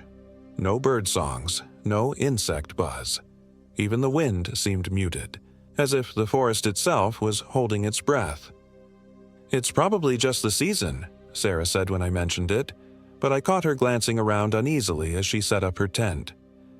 "Late October can be like this in the south." Our fire crackled to life as darkness fell, and for a while, the dancing flames pushed back both the cold and my growing anxiety. Sarah had brought a bottle of wine and we sat passing it back and forth, talking about work, relationships, anything but the reason I was really here, the fact that I'd been slowly losing my mind for half a year. That's when we heard the first whisper. It was so faint I almost convinced myself I'd imagined it. A sound like wind through leaves, but shaped almost like words. Almost like someone calling from very far away. Sarah's head snapped up at the same moment mine did, wine glass frozen halfway to her lips. "Did you?" she started. "Yeah."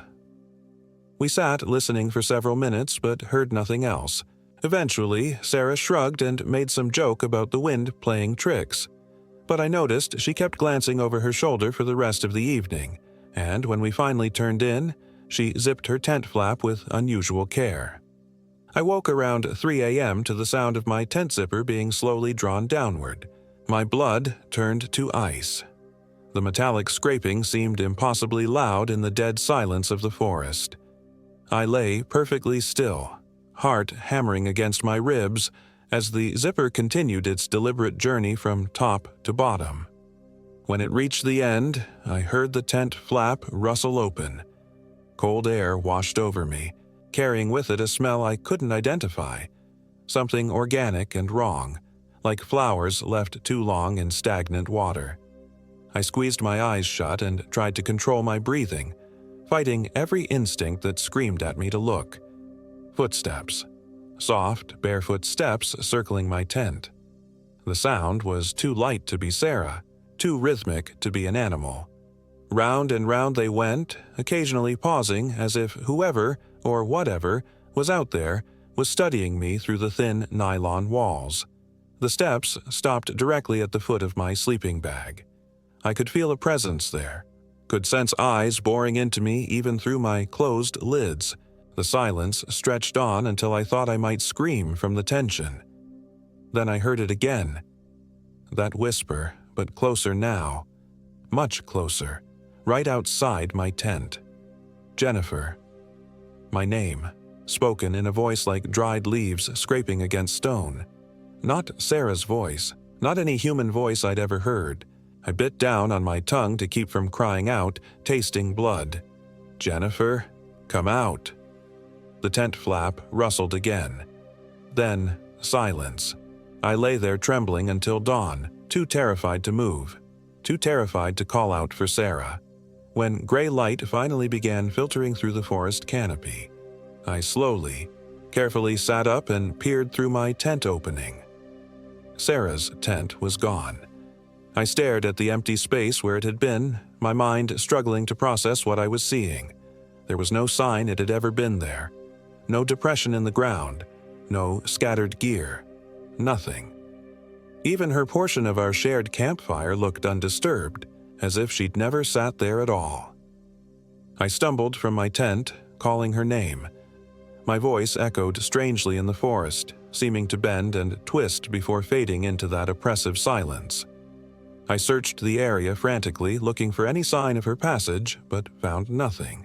It was as if Sarah Rodriguez had simply been erased from existence. That's when I noticed my phone had no signal. Not unusual in deep wilderness, but the screen flickered strangely when I tried to use it, displaying garbled text and impossible timestamps. According to the device, it was somehow both 6:47 a.m. and 11:23 p.m. simultaneously. I packed my gear with shaking hands and started back toward what I thought was the trail. But after an hour of hiking, I realized the forest had changed. The paths I remembered were gone, replaced by twisted corridors between the pines that seemed to lead in circles.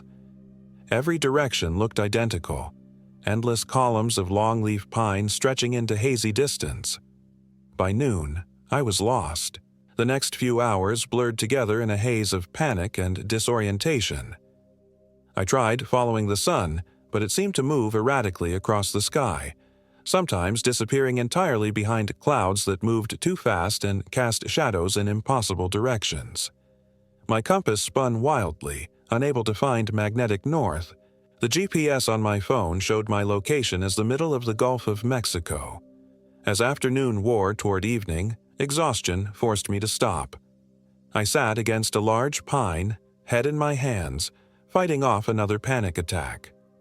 The familiar symptoms were there: the racing heart, the sensation of walls closing in, the desperate need to escape. But here, surrounded by endless open forest, there was nowhere to run. That's when I saw her. A little girl, maybe 8 years old, standing about 50 yards away between the trees. She wore a simple white dress that seemed to glow against the brown pine straw, and her long dark hair hung straight down her back.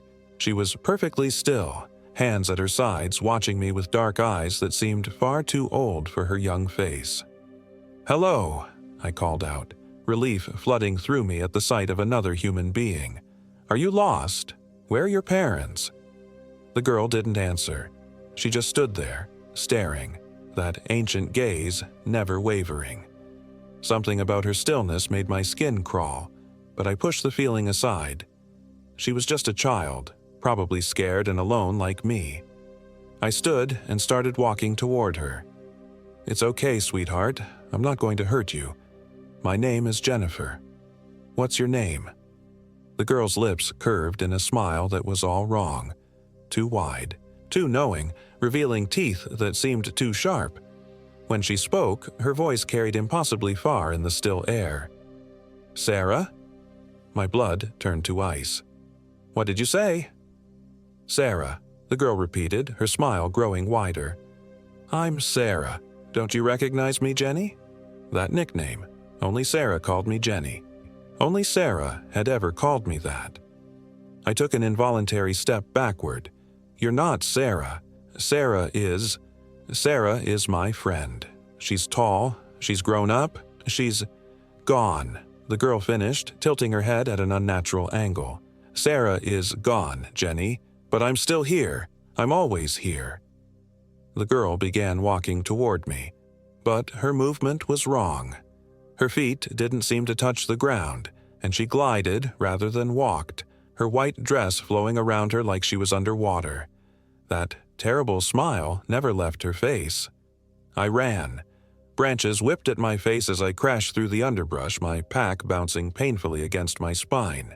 Behind me, I could hear laughter, a child's giggle that echoed from every direction at once, seeming to come from the trees themselves.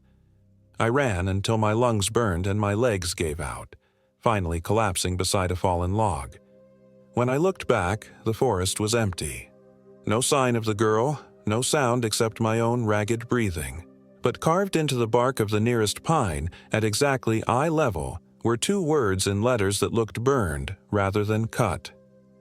Hello, Jenny. I scrambled away from the tree, hyperventilating. This couldn't be real. I was having another breakdown, that's all. The isolation, the stress, the medication changes. It was all catching up with me. None of this was actually happening. But the carving remained, the letters seeming to smoke in the fading daylight.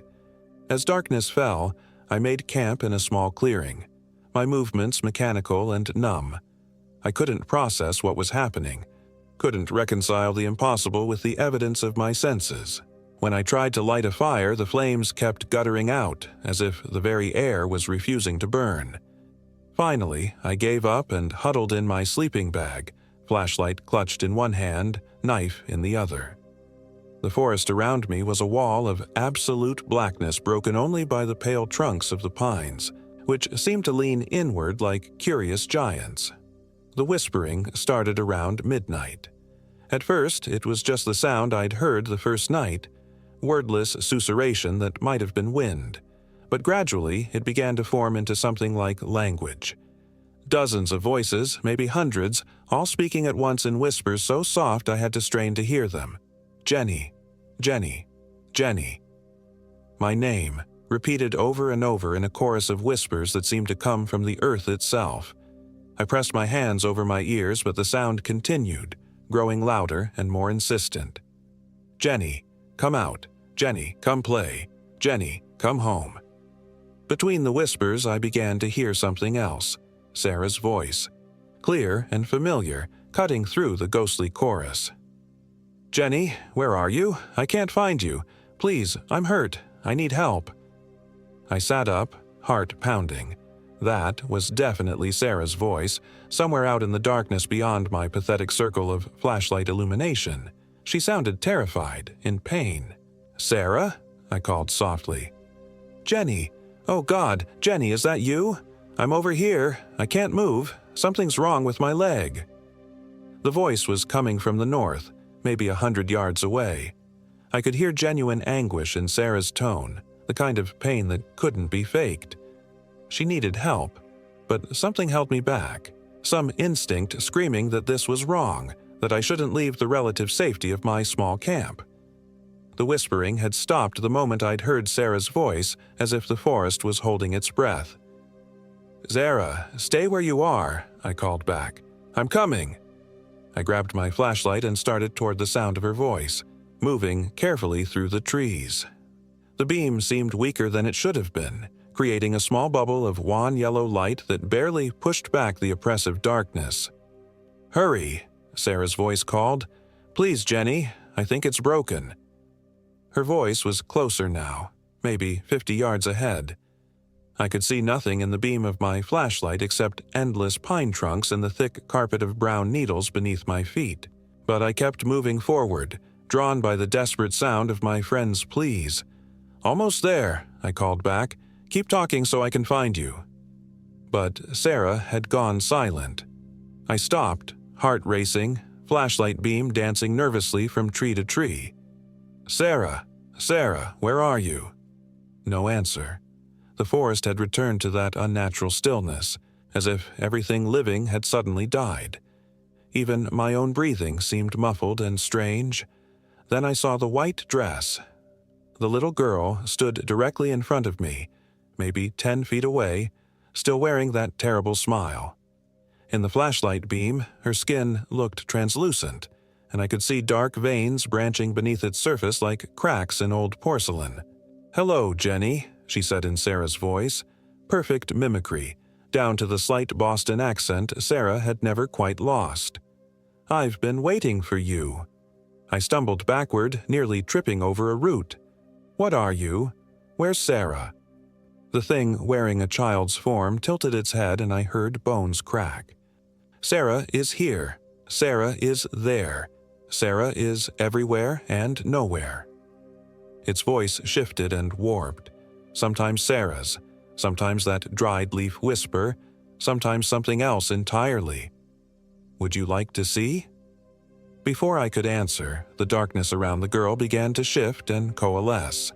Shapes formed in the shadows between the trees. Human figures standing perfectly still, watching me with empty eye sockets. There were dozens of them, maybe hundreds, stretching back into the forest as far as my light could reach. And there, in the front row, stood Sarah. But it wasn't Sarah, not really. The thing had her height, her build, her dark hair pulled back in the same ponytail she always wore hiking. But its skin was the color of old bone, and when it smiled, black liquid ran from the corners of its mouth like tar. "Jenny," it said in Sarah's voice, "I've been looking everywhere for you. Why did you leave me?" "You're not Sarah," I whispered, backing away. "Sarah is dead?" the Sarah thing finished. "Oh yes, very dead. Would you like to know how?" Without waiting for an answer, the thing began to change. Its skin split open in long, vertical tears, revealing something dark and writhing underneath. The tears spread and widened until Sarah's familiar features were just tatters of flesh hanging from whatever was wearing her body like a suit. I screamed and ran, crashing blindly through the forest with no thought except escape. Behind me, I could hear them following. Not just the girl and the Sarah thing, but all of them, hundreds of feet moving in perfect unison through the pine straw. I ran until I couldn't run anymore, then kept running anyway, my body moving on pure terror. Branches tore at my clothes and skin, roots caught my feet and sent me sprawling, but I always got up and kept going. The sounds of pursuit faded, but I didn't trust it. Couldn't trust anything in this place where time moved wrong and the dead wore familiar faces. Dawn came eventually, gray light filtering through the canopy to reveal a forest that looked different again. The pines were sparser here, giving way to hardwoods and thick undergrowth. A stream gurgled somewhere nearby. Actual running water, the first natural sound I'd heard in what felt like days. I followed the sound and found a small creek winding through a rocky bed. The water was clear and cold, and when I cupped it in my hands to drink, it tasted like water should taste, clean and sweet, not like the metallic tang everything else had carried in that cursed place. For the first time since Sarah had disappeared, I felt a flicker of hope. This felt real. This felt normal. Maybe I'd escaped whatever pocket of wrongness I'd stumbled into. Maybe I could find my way back to civilization. I followed the creek downstream, reasoning that it had to lead somewhere. The forest gradually became less oppressive, the trees spreading out to let in more light. I could hear birds singing in the distance. Actual birds, not the whispered mockeries that had plagued me before. After several hours, I emerged from the tree line to find myself standing at the edge of a small clearing. And there, parked at the end of a dirt road, was Sarah's car. I stared at it in confusion. How could it be here? We'd left it at the ranger station, 15 miles behind us. But there it was, Sarah's blue Honda Civic with the Coexist bumper sticker and the dent in the rear fender from that parking garage incident last year. The driver's side door was hanging open.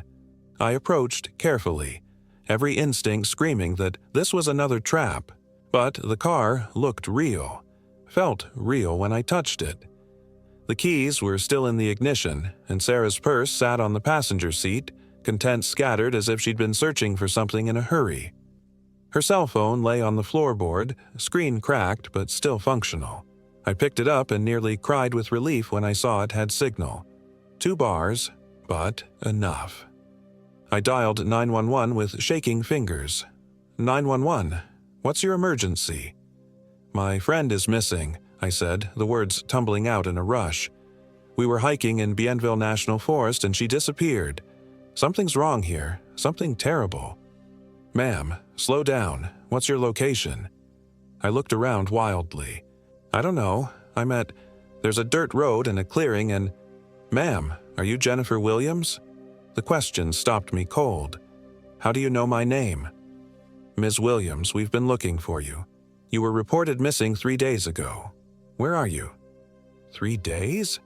It felt like I'd been in the forest for weeks, but also like no time had passed at all. I don't understand. My friend Sarah Rodriguez. Ma'am, there's no record of anyone named Sarah Rodriguez. You were hiking alone when you disappeared. The phone slipped from my numb fingers, clattering to the ground. This couldn't be right. Sarah was real. She'd been with me. We'd planned this trip together, bought supplies together. She'd been right there beside me that first night when we heard the whispers. I grabbed the phone again. No, you don't understand. Sarah Rodriguez, she's a lawyer in Jackson. She's my friend from college. Ms. Williams, please tell me where you are so we can send help. But even as I tried to describe my location, I felt reality shifting around me like sand. Had Sarah been real? The memories felt solid, but so had everything else in this place where nothing was what it seemed. I thought about our conversations, tried to recall specific details, but they slipped away like water through my fingers. She was real, I whispered. She had to be real. But doubt was growing, spreading through my mind like a cancer. I'd been having episodes for months, panic attacks so severe I'd lost entire days, hallucinations that seemed completely real until they weren't. What if Sarah had been another symptom? What if I'd been alone all along? The dispatcher was still talking, but her voice seemed to come from very far away. I hung up and sat in the driver's seat of what might or might not be Sarah's car, staring at the cracked phone screen. That's when I saw the message. It was a text, sent to Sarah's phone from an unknown number just an hour ago. She's almost home, Jenny, almost ready to join us. As I stared at the words, they began to change, letters rearranging themselves into new patterns. We're waiting for you in the pines. We're always waiting. The phone screen went black, and in its reflection I saw the little girl sitting in the back seat. "Hello, Jenny," she said, her voice now identical to mine. "Ready to come home?" I screamed and threw myself from the car, but my legs gave out and I collapsed on the rocky ground. When I looked back, the car was empty. But carved into the driver's seat, in those same burned letters I'd seen on the tree, was a single word. Soon. The rescue team found me 6 hours later, catatonic and mumbling about whispers in the forest. They said I'd been missing for 3 days, just like the dispatcher had told me. They said I'd been hiking alone, that there was no record of a Sarah Rodriguez matching my description, that no one by that name had ever existed in any of the places I claimed to know her from. The doctors said I'd had a psychotic break brought on by severe agoraphobia and medication interactions. They said the isolation and stress had caused me to create an elaborate fantasy, complete with false memories. They said it was more common than I might think. But I know what I experienced in those pines. I know Sarah was real, just like I know something took her, something that wears faces like masks and whispers names in the darkness. Something that's still out there, waiting. The worst part isn't the doubt, it's the certainty. Because late at night when the world is quiet and still, I can hear them. The whispers, calling my name from somewhere far away, getting closer each time. They're patient, whatever they are. They have all the time in the world. And I know that someday, probably sooner than I'd like to admit, I'll have to go back. The pull is growing stronger every day, like a rope tied around my chest, drawing me back toward those whispering pines. Because deep down, in a part of my mind that the doctors can't reach with their medications and explanations, I know the truth. Sarah is still out there, somewhere in that place where time moves wrong and the dead wear familiar faces. She's waiting for me to find her. Or maybe she's waiting for me to join her. The only way to know for sure is to go back. And God help me, I think I'm going to.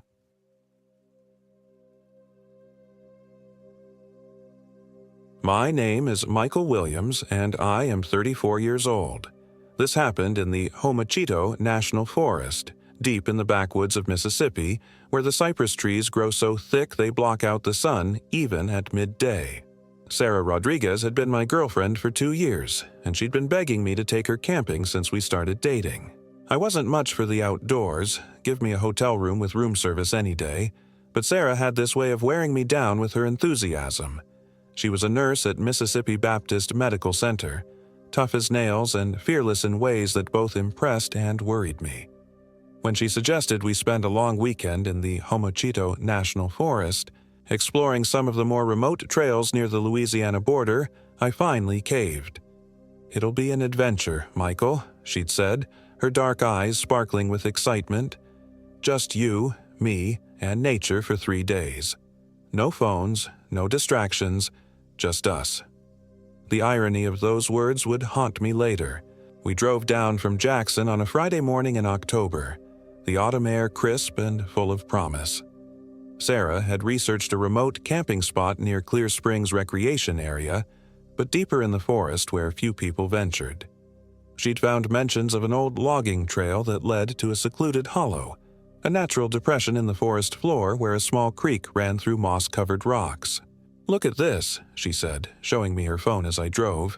"It's called Devil's Hollow on some of the old maps, but the newer ones just call it Clear Creek Hollow. Apparently, it's been there since before the Civil War." The name should have been a warning. We parked at the end of a barely maintained forest road and hiked in about 3 miles, following Sarah's GPS and a hand-drawn map she'd printed from some hiking forum. The forest was beautiful in that oppressive Mississippi way, thick with humidity despite the cooler October weather, alive with the sounds of insects and birds, Spanish moss hanging like funeral shrouds from the ancient oaks. The deeper we went, the quieter it became. "You notice that?" Sarah asked after we'd been hiking for about an hour. "Notice what?" "The birds stopped singing?" She was right. The forest had fallen into an unnatural silence, broken only by our footsteps crunching through the fallen leaves and the distant sound of running water. We found the hollow just as the sun was beginning to set. It was exactly as Sarah had described, a natural depression about the size of a football field, surrounded by towering pines and cypress trees. A small creek meandered through the center, its water so clear you could see the smooth stones on the bottom. Moss covered everything like a green carpet, and the air smelled of earth and decay. "It's perfect," Sarah breathed, dropping her pack near a relatively flat area close to the creek. I had to admit, it was beautiful in a primordial way. The hollow felt ancient, untouched by human hands. As we set up our tent, I couldn't shake the feeling that we were being watched, but every time I looked up at the tree line, I saw nothing but shadows. That first night was when things started going wrong. We'd made a small fire and were cooking hot dogs on sticks when Sarah's phone died. Not low battery, just dead, as if someone had flipped a switch. "That's weird," she said, checking the power button. "It was at 70% an hour ago." My phone was dead too. Same thing. Full battery 1 minute, completely dead the next. "Must be something in the air," I joked, but the joke felt hollow in the oppressive silence of the forest. We went to bed early, zipping ourselves into our sleeping bags and listening to the sound of the creek and the occasional hoot of an owl. I was just drifting off when Sarah grabbed my arm. "Did you hear that?" she whispered. I listened, straining my ears. At first, I heard nothing but the usual forest sounds. Then I heard it, a low humming, almost like someone singing a lullaby, but too distant to make out words. "Probably just the wind," I said, but even I didn't believe it. The humming continued for maybe 10 minutes before fading away. Sarah pressed closer to me in her sleeping bag, and I could feel her trembling. "I don't like this place. Michael," she whispered, "something feels wrong." I wanted to agree with her, to suggest we pack up and leave first thing in the morning, but my pride wouldn't let me. Sarah was usually the brave one in our relationship, and I didn't want to seem like a coward. "It's just a new place," I said. "You'll feel better in the morning." But morning brought new problems. I woke up to Sarah shaking me violently, her face pale in the early dawn light filtering through the trees. "Michael, wake up, our stuff is gone." I bolted upright, immediately alert. She was right. Our backpacks, which we'd left outside the tent, were nowhere to be seen. The fire pit we'd built the night before was cold, but the stones were arranged in a perfect circle, as if someone had methodically placed each one.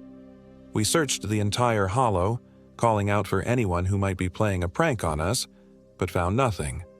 Our backpacks, with all our food, first aid supplies, and camping gear, had simply vanished.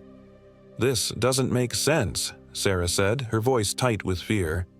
"Who would take our stuff but leave the tent?" "Maybe animals?" I suggested weakly, though I knew no animal could have carried away 2 heavy backpacks without leaving a trace. We had no choice but to continue with our planned stay. We had no food, but we could survive on creek water for a day or 2, and our sleeping bags were still in the tent. We'd hike out Sunday morning and never speak of this place again. But Sunday never came. The second night was when I realized we weren't alone in the hollow. We'd spent the day exploring, trying to find any trace of our missing gear and looking for edible plants. Sarah, with her medical background, knew which berries were safe to eat, and we managed to find enough to keep the worst of the hunger at bay.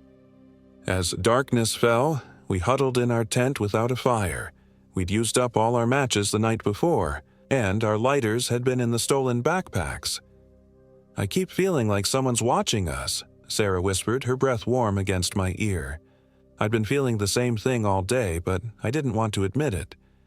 Every time I looked up at the tree line surrounding the hollow, I caught glimpses of movement, shadows that seemed to shift when I wasn't looking directly at them. Around midnight, the humming started again. This time it was closer, and we could make out the melody. A children's lullaby, sung in a high, sweet voice that raised the hair on the back of my neck. "Hush, little baby, don't say a word. Mama's gonna buy you a mockingbird." The voice was coming from right outside our tent. Sarah's fingernails dug into my arm as we lay perfectly still, barely breathing. The singing continued for what felt like hours, circling our tent, sometimes close enough that we could hear the singer's footsteps in the soft earth. When it finally stopped, the silence that followed was even more terrifying than the singing had been. We didn't sleep that night. The third day brought a new horror. We woke to find our tent surrounded by small gifts. Wildflowers arranged in neat piles, smooth stones from the creek stacked in tiny cairns, and most disturbing of all, small animal bones picked clean and arranged in geometric patterns. "We need to leave," Sarah said, her voice cracking. "Right now." But when we tried to find our way out of the hollow, nothing looked familiar. The trail we'd followed in was gone, replaced by an impenetrable wall of briars and fallen trees. Every direction we tried led us back to the hollow as if the forest itself was keeping us trapped. By the 4th day, we were starving and desperate. The berries we'd found were gone, and the creek water was making us sick. Sarah had developed a fever, and I was beginning to hallucinate from hunger and exhaustion. That's when we saw her. She appeared at the edge of the hollow just as the sun was setting. A little girl, maybe 8 or 9 years old, with long blonde hair and a white dress that seemed to glow in the fading light.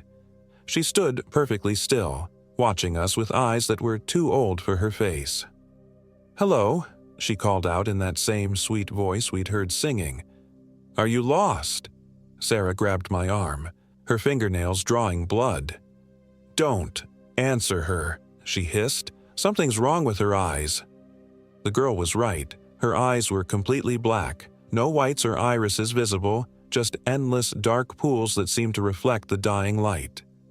"I can help you find your way home," the girl continued, taking a step into the hollow.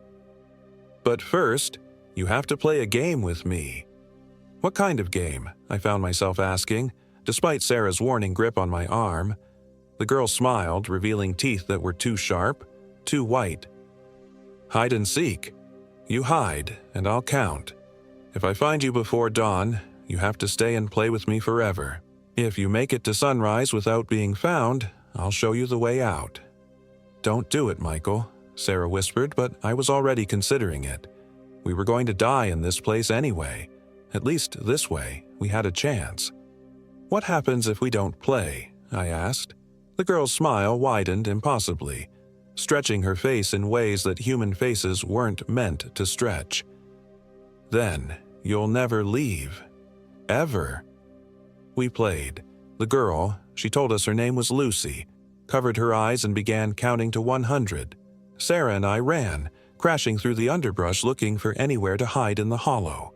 We found a fallen log about 50 yards from our tent and crawled underneath it, pressing ourselves into the soft earth and trying to control our breathing. 100! Lucy's voice rang out through the forest, sweet as honey and twice as dangerous. Ready or not, here I come. What followed was 8 hours of pure terror. Lucy hunted us through the hollow with inhuman persistence. We could hear her moving through the forest, sometimes on 2 feet, sometimes scuttling like an animal. Her laughter echoed off the trees, a sound like breaking glass. Several times she came so close we could smell her, a nauseating mixture of flowers and decay. Once she stopped directly above our hiding spot and we could hear her sniffing the air like a bloodhound. "I know you're here," she sang softly. "I can smell your fear." But somehow, we made it to dawn. As the first rays of sunlight filtered through the trees, Lucy let out a scream of rage that shattered the morning silence. Birds exploded from the trees in a panic, and something large crashed through the underbrush, moving away from us. When we finally emerged from our hiding spot, Lucy was gone, but true to her word, we could see a clear path leading out of the hollow, a path that definitely hadn't been there before.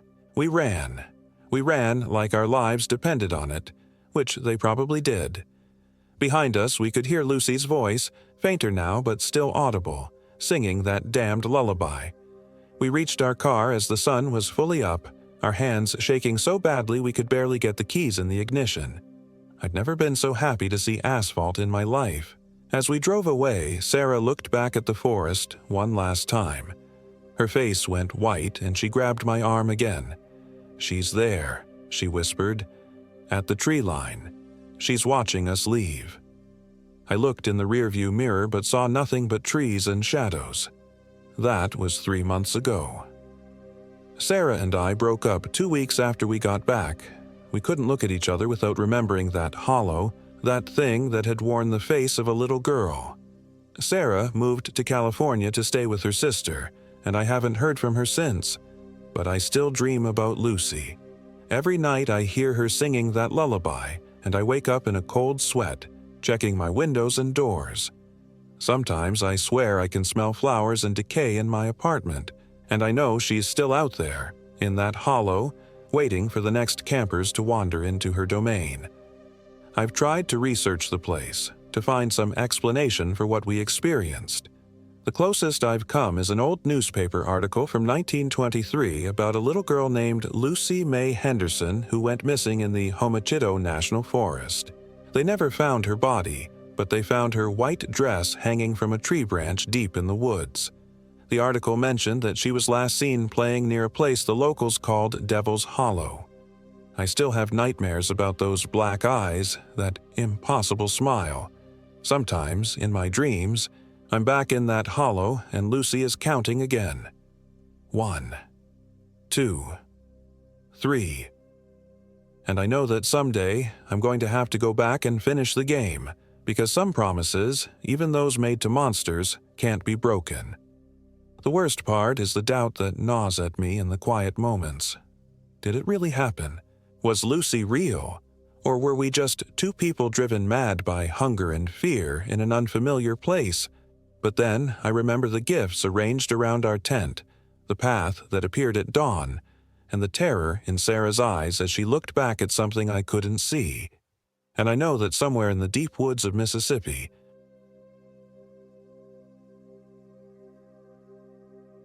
My name is Jennifer Williams and I am 34 years old. This happened in the Homachito National Forest, deep in the backwoods of Mississippi, where the Spanish moss hangs like funeral shrouds and the silence between cricket songs can drive you mad. I should have known something was wrong when Marcus suggested we take our anniversary camping trip to his secret spot near the old Natchez Trace. 20 years together, and he'd never mentioned having a secret anywhere, let alone in the middle of nowhere, Mississippi. But I was so desperate to reconnect after months of fighting about everything and nothing that I would have followed him into hell itself. Maybe I did. We'd been driving for 3 hours on increasingly narrow roads when Marcus finally pulled our Jeep onto what could generously be called a dirt track. Ancient pine trees pressed in on both sides, their branches scraping against the windows with sounds like fingernails on glass.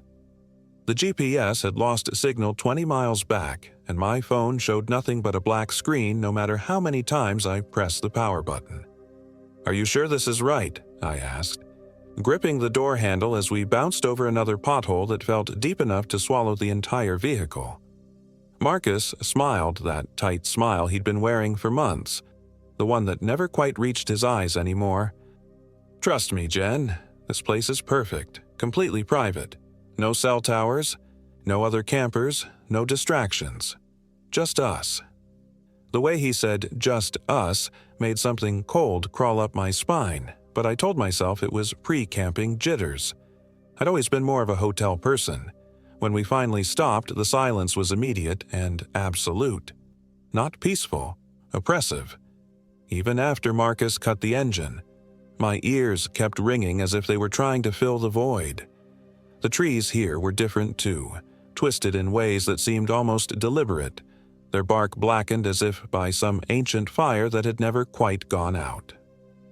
"Welcome to Pine Devil Hollow," Marcus announced, gesturing toward a small clearing barely large enough for our tent. "Local legend claims this place is cursed, but that's just superstition. The real estate guy assured me it's completely safe." Real estate guy? Since when was Marcus looking at property in Mississippi? But before I could ask, he was already unloading our gear with an energy I hadn't seen from him in months. For the first time in forever, he seemed genuinely excited about something, and I didn't want to ruin it with questions. The clearing was surrounded by a perfect circle of enormous pine trees, their trunks so thick it would take 3 people holding hands to wrap around them. Spanish moss draped from every branch like tattered wedding veils, stirring in a breeze I couldn't feel on my skin. In the center of the circle, someone had built a fire pit from blackened stones, though it looked like it hadn't been used in years. "How did you find this place?" I asked, setting down my backpack. The ground beneath my feet felt spongy, almost wet, despite the lack of recent rain. "Found me, more like." Marcus was already hammering tent stakes with unnecessary force. "I was driving through here a few months ago, got lost and stumbled across it. Something about it just called to me, you know, like it was meant to be ours. A few months ago, right around the time our marriage had started its final descent into whatever this was. The time when Marcus had started taking those mysterious weekend drives, claiming he needed space to think. I'd assumed he was seeing someone else. Now, I wondered if the truth was somehow worse.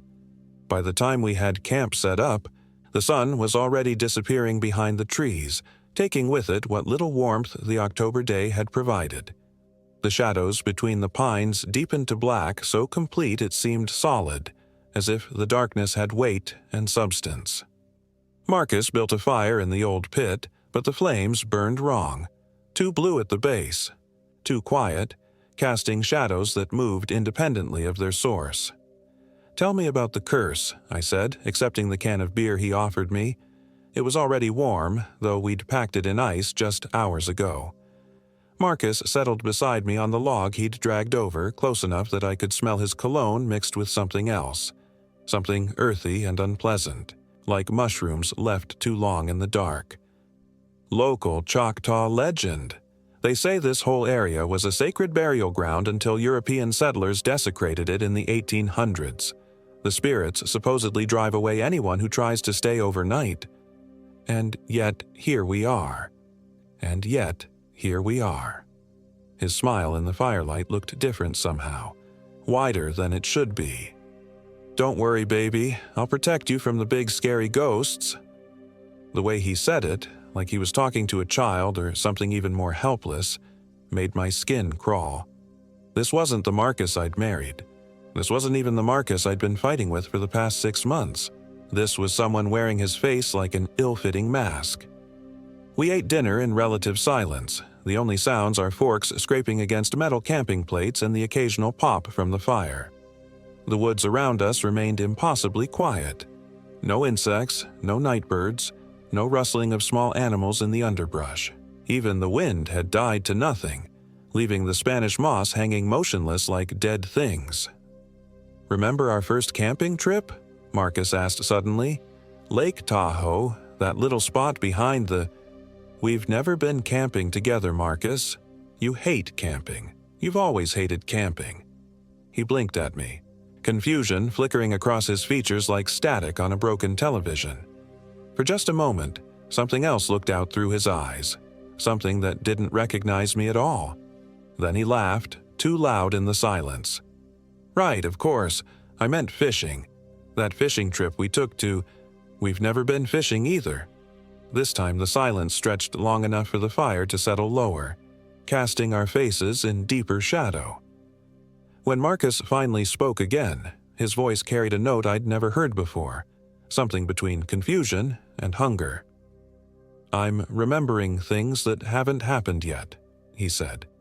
Or maybe they have happened, somewhere else. Do you ever feel like you're living someone else's life, Jen? Like you're just wearing it?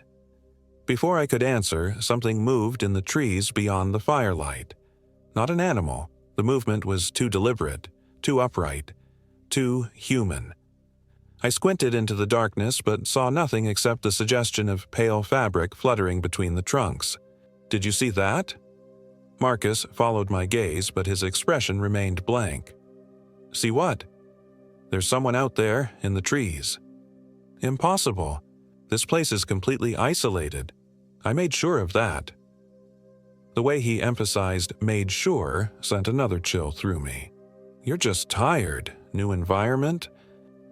Different sounds. It's playing tricks on your mind. But I knew what I'd seen, and as we sat there pretending to enjoy the fire, I kept catching glimpses of movement in my peripheral vision. Always at the edge of the light, always just out of direct sight. Pale shapes that might have been fabric or skin, moving with a rhythm that seemed almost like dancing. By the time we retreated to our tent, I was jumping at every shadow. Marcus seemed oblivious to my growing anxiety, humming some tune I didn't recognize as he organized his sleeping bag. The melody was repetitive and slightly off-key, more disturbing than soothing. Where did you learn that song? I asked. He paused mid-hum. What song? The one you were just humming.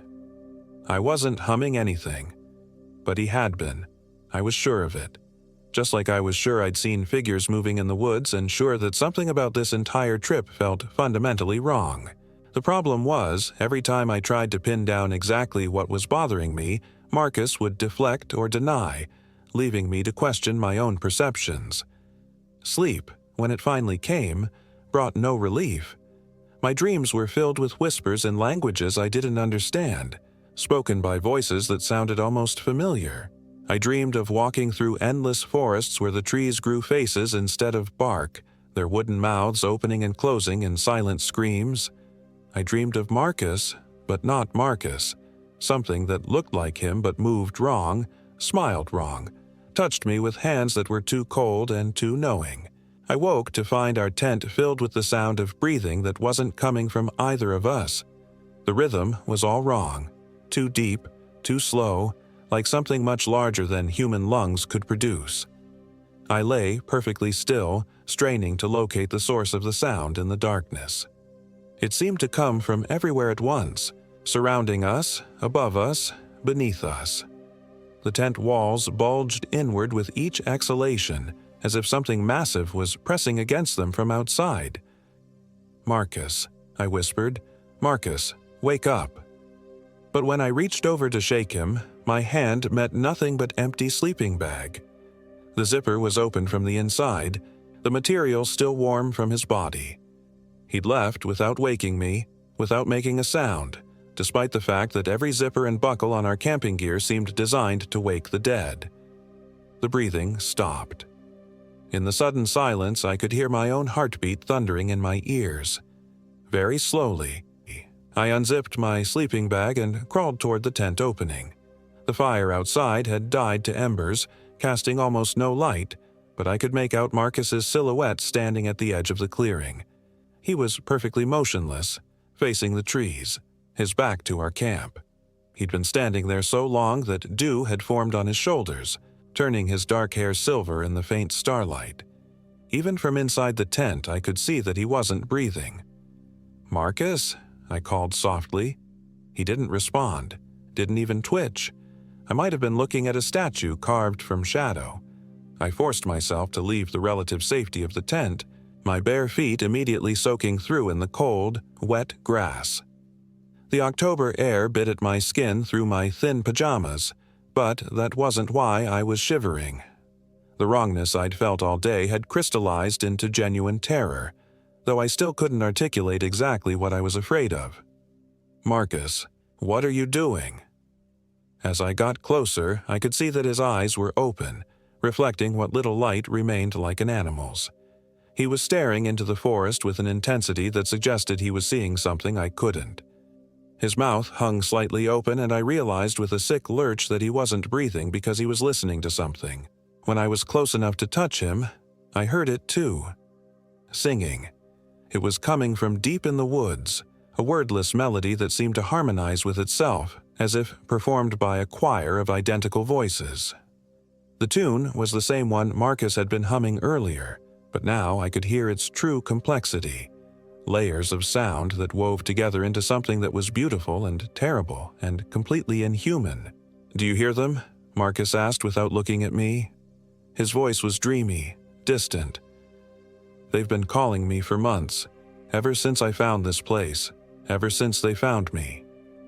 "Marcus, you're scaring me. Let's go back to the tent. They want to show me something. Something wonderful.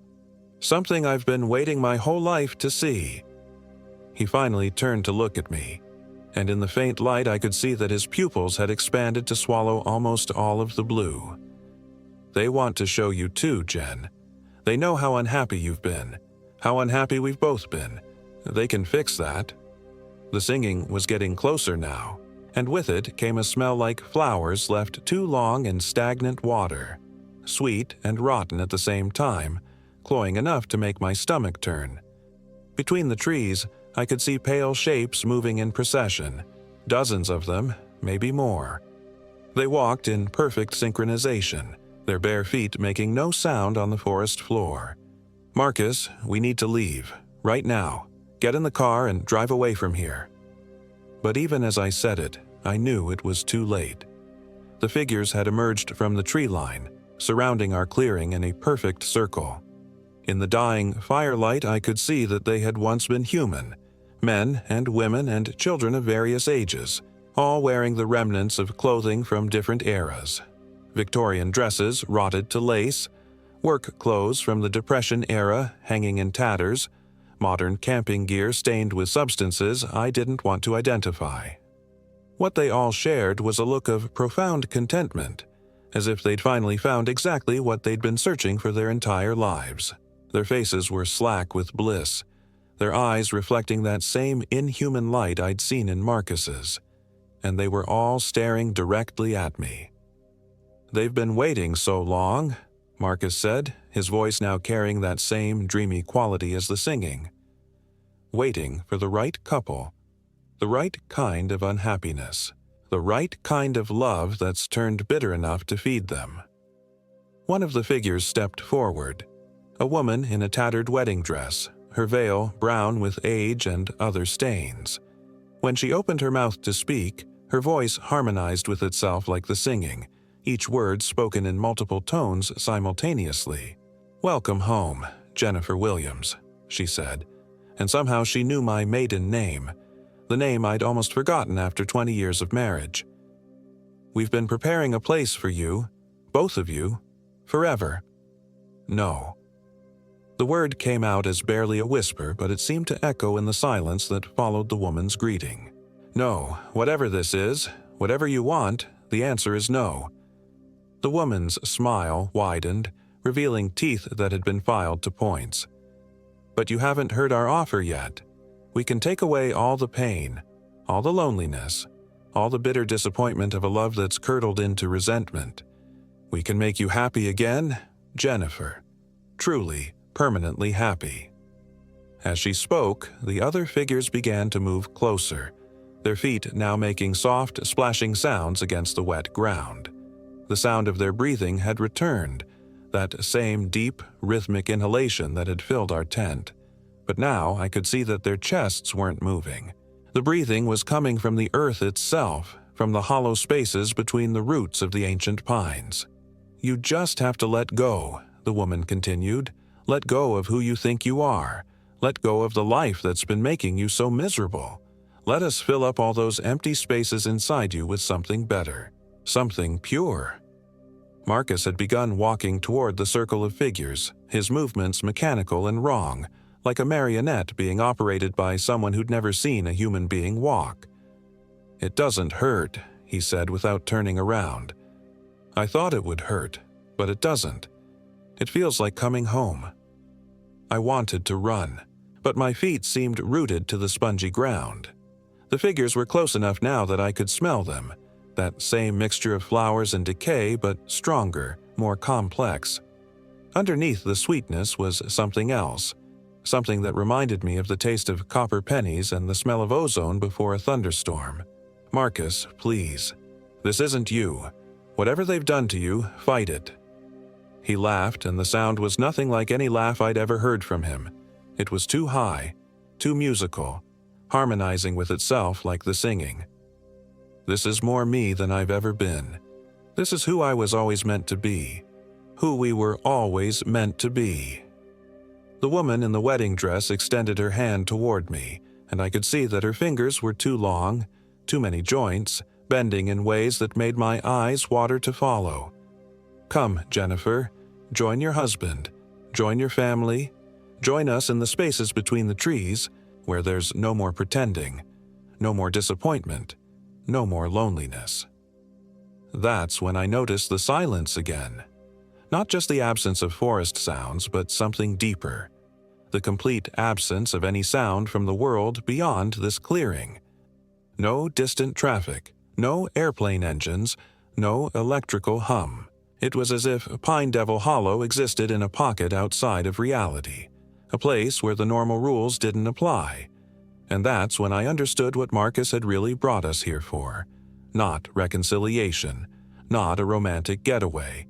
He'd brought me here to feed these things, these spirits or demons or whatever they were. He'd been their agent for months, maybe longer, luring me to this place with promises of saving our marriage. The Marcus I'd known was gone, replaced by something that wore his face and knew his memories, but served a completely different master. The realization broke whatever spell had been holding my feet to the ground. I turned and ran. Behind me, I heard Marcus call my name, but his voice was already changing, becoming something else, something that could harmonize with itself. The singing rose to a crescendo that made my teeth ache, and I could hear the soft splashing of many feet following me through the wet grass. I made it to our Jeep and fumbled with the keys, my hands shaking so badly I could barely get them in the ignition. The engine turned over just as pale hands began pressing against the windows, leaving smears that looked black in the darkness. Faces appeared in my peripheral vision, not just the wedding dress woman, but dozens of others, all wearing that same expression of terrible contentment. I gunned the engine and drove straight through them. They offered no resistance, dispersing like fog around the vehicle. In my rearview mirror, I could see them reforming in the clearing, their attention already turning back to Marcus, who stood motionless in their center like the guest of honor at some terrible ceremony. The dirt track seemed longer on the way out, full of turns and obstacles I didn't remember from our arrival. Trees pressed closer to the road, their branches scraping against the Jeep with sounds like claws on metal. More than once, I thought I saw figures standing between the trunks, watching me pass with eyes that reflected my headlights. It wasn't until I reached the main road that my phone came back to life, immediately buzzing with missed calls and messages. The timestamp showed 6:47 a.m. I'd been in Pine Devil Hollow for less than 12 hours, but it felt like days. I drove straight to the nearest police station, a small building in the town of Natchez that looked like it hadn't been updated since the 1950s. The officer on duty, a tired-looking man with kind eyes and coffee stains on his uniform, listened to my story with the patience of someone who'd heard stranger things in rural Mississippi. "Pine Devil Hollow," he said when I finished. You're not the first person to come in here with a story about that place. Won't be the last, either. Then you know about it? About what's out there?" He leaned back in his chair, studying me with an expression I couldn't read. "I know that place has a way of taking things from people. Usually just their peace of mind, sometimes more. How long you been married to Marcus, Mrs. Williams?" 20 years.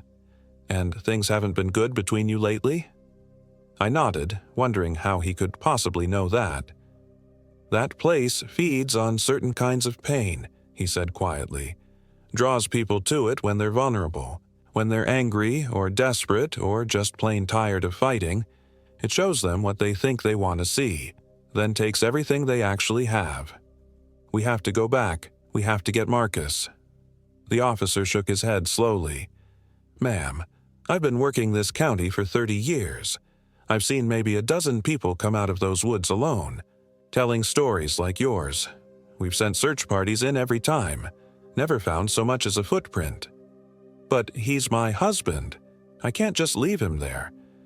"The thing is," the officer said, pulling out a manila folder from his desk drawer, "according to our records, you've been married to Marcus Williams for 20 years.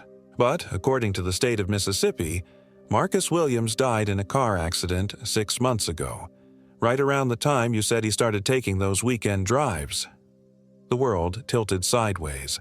I stared at the death certificate he placed in front of me, my husband's name printed in official black ink, along with a date that corresponded exactly with when his personality had started to change. "That's impossible. I've been living with him, talking to him, fighting with him." "Yes, ma'am, I believe you have." The officer's voice was gentle but firm. "Question is, what exactly have you been living with?" I left the police station with more questions than answers and a business card for a therapist who specialized in unusual trauma cases. The drive home to Jackson took 4 hours, and with every mile, I found myself questioning more of my memories. Had Marcus really been acting differently these past months? Or had I been living with something else entirely? How many conversations had I had with a dead man? How many nights had I shared a bed with something that was only pretending to be human? Our house looked the same from the outside, but stepping through the front door felt like entering a museum dedicated to a life I wasn't sure I'd actually lived. Everything was exactly as we'd left it. Marcus's coffee cup still in the sink, his jacket hanging on the chair where he'd dropped it before our trip. But now these familiar objects felt like props in an elaborate stage set. I went to our bedroom and opened the closet, running my hands through the clothes hanging there. Half belonged to me, half to Marcus. But when I tried to remember him wearing any of these shirts or pants or jackets, the memories felt thin, insubstantial, like photographs that had been exposed to too much light. In his nightstand drawer, I found a map of Mississippi with several locations circled in red ink. Pine Devil Hollow was one of them, but there were others scattered throughout the state's most remote areas. At the bottom of the drawer, wrapped in tissue paper, was a small wooden doll carved from what looked like pine bark. It was crude but unmistakably human in shape, with 2 small holes where eyes should be and a mouth carved into a permanent smile. The moment I touched it, the temperature in the room plummeted. Frost began forming on the windows, and my breath came out in visible puffs. The doll's wooden mouth began to move, though no sound emerged. But somehow I could hear it anyway, not with my ears, but directly inside my head. "Come back," it whispered in Marcus's voice. "Come back to us, Jennifer. Come home." I dropped the doll and stumbled backward, but its voice followed me, echoing through the house like it was coming from the walls themselves. "You can't live without us now. You've seen what we offer. You've tasted the peace we can provide. Every day you stay away will be agony. Every night will be filled with dreams of the family waiting for you in the spaces between the trees." I ran outside, gasping in the warm afternoon air, but the voice didn't stop. "We know where you live, Jennifer Williams. We know where you work, where you shop, where you sleep. We are patient. We can wait. but you will come back to us eventually. They always do." That was 6 months ago. The voice was right about one thing. Every day has been agony. Not because I miss whatever was wearing Marcus's face, but because I can feel them watching me. Waiting. The doll disappeared from our house the next morning, but I keep finding others. In my car, in my office, in my mailbox. Always carved from the same dark pine, always wearing that same terrible smile. I've tried to move on. I've seen the therapist, joined support groups, even started dating again, but the men I meet all start to feel familiar after a few weeks. They develop Marcus's mannerisms, his way of speaking, his particular smile that never quite reaches the eyes, and then they start suggesting weekend trips to romantic, isolated locations.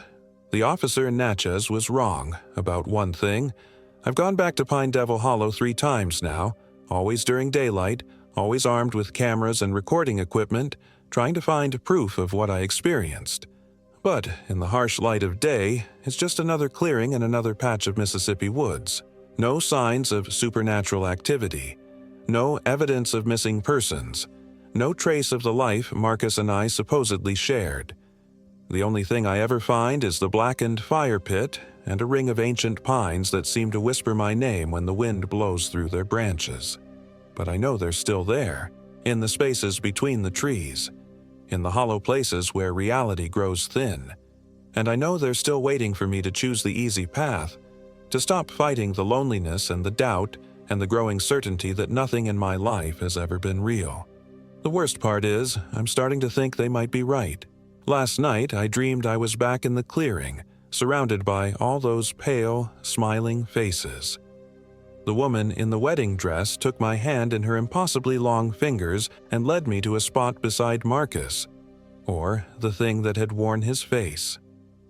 He looked exactly as he had on our last morning together, down to the dew on his shoulders and that dreamy, distant expression.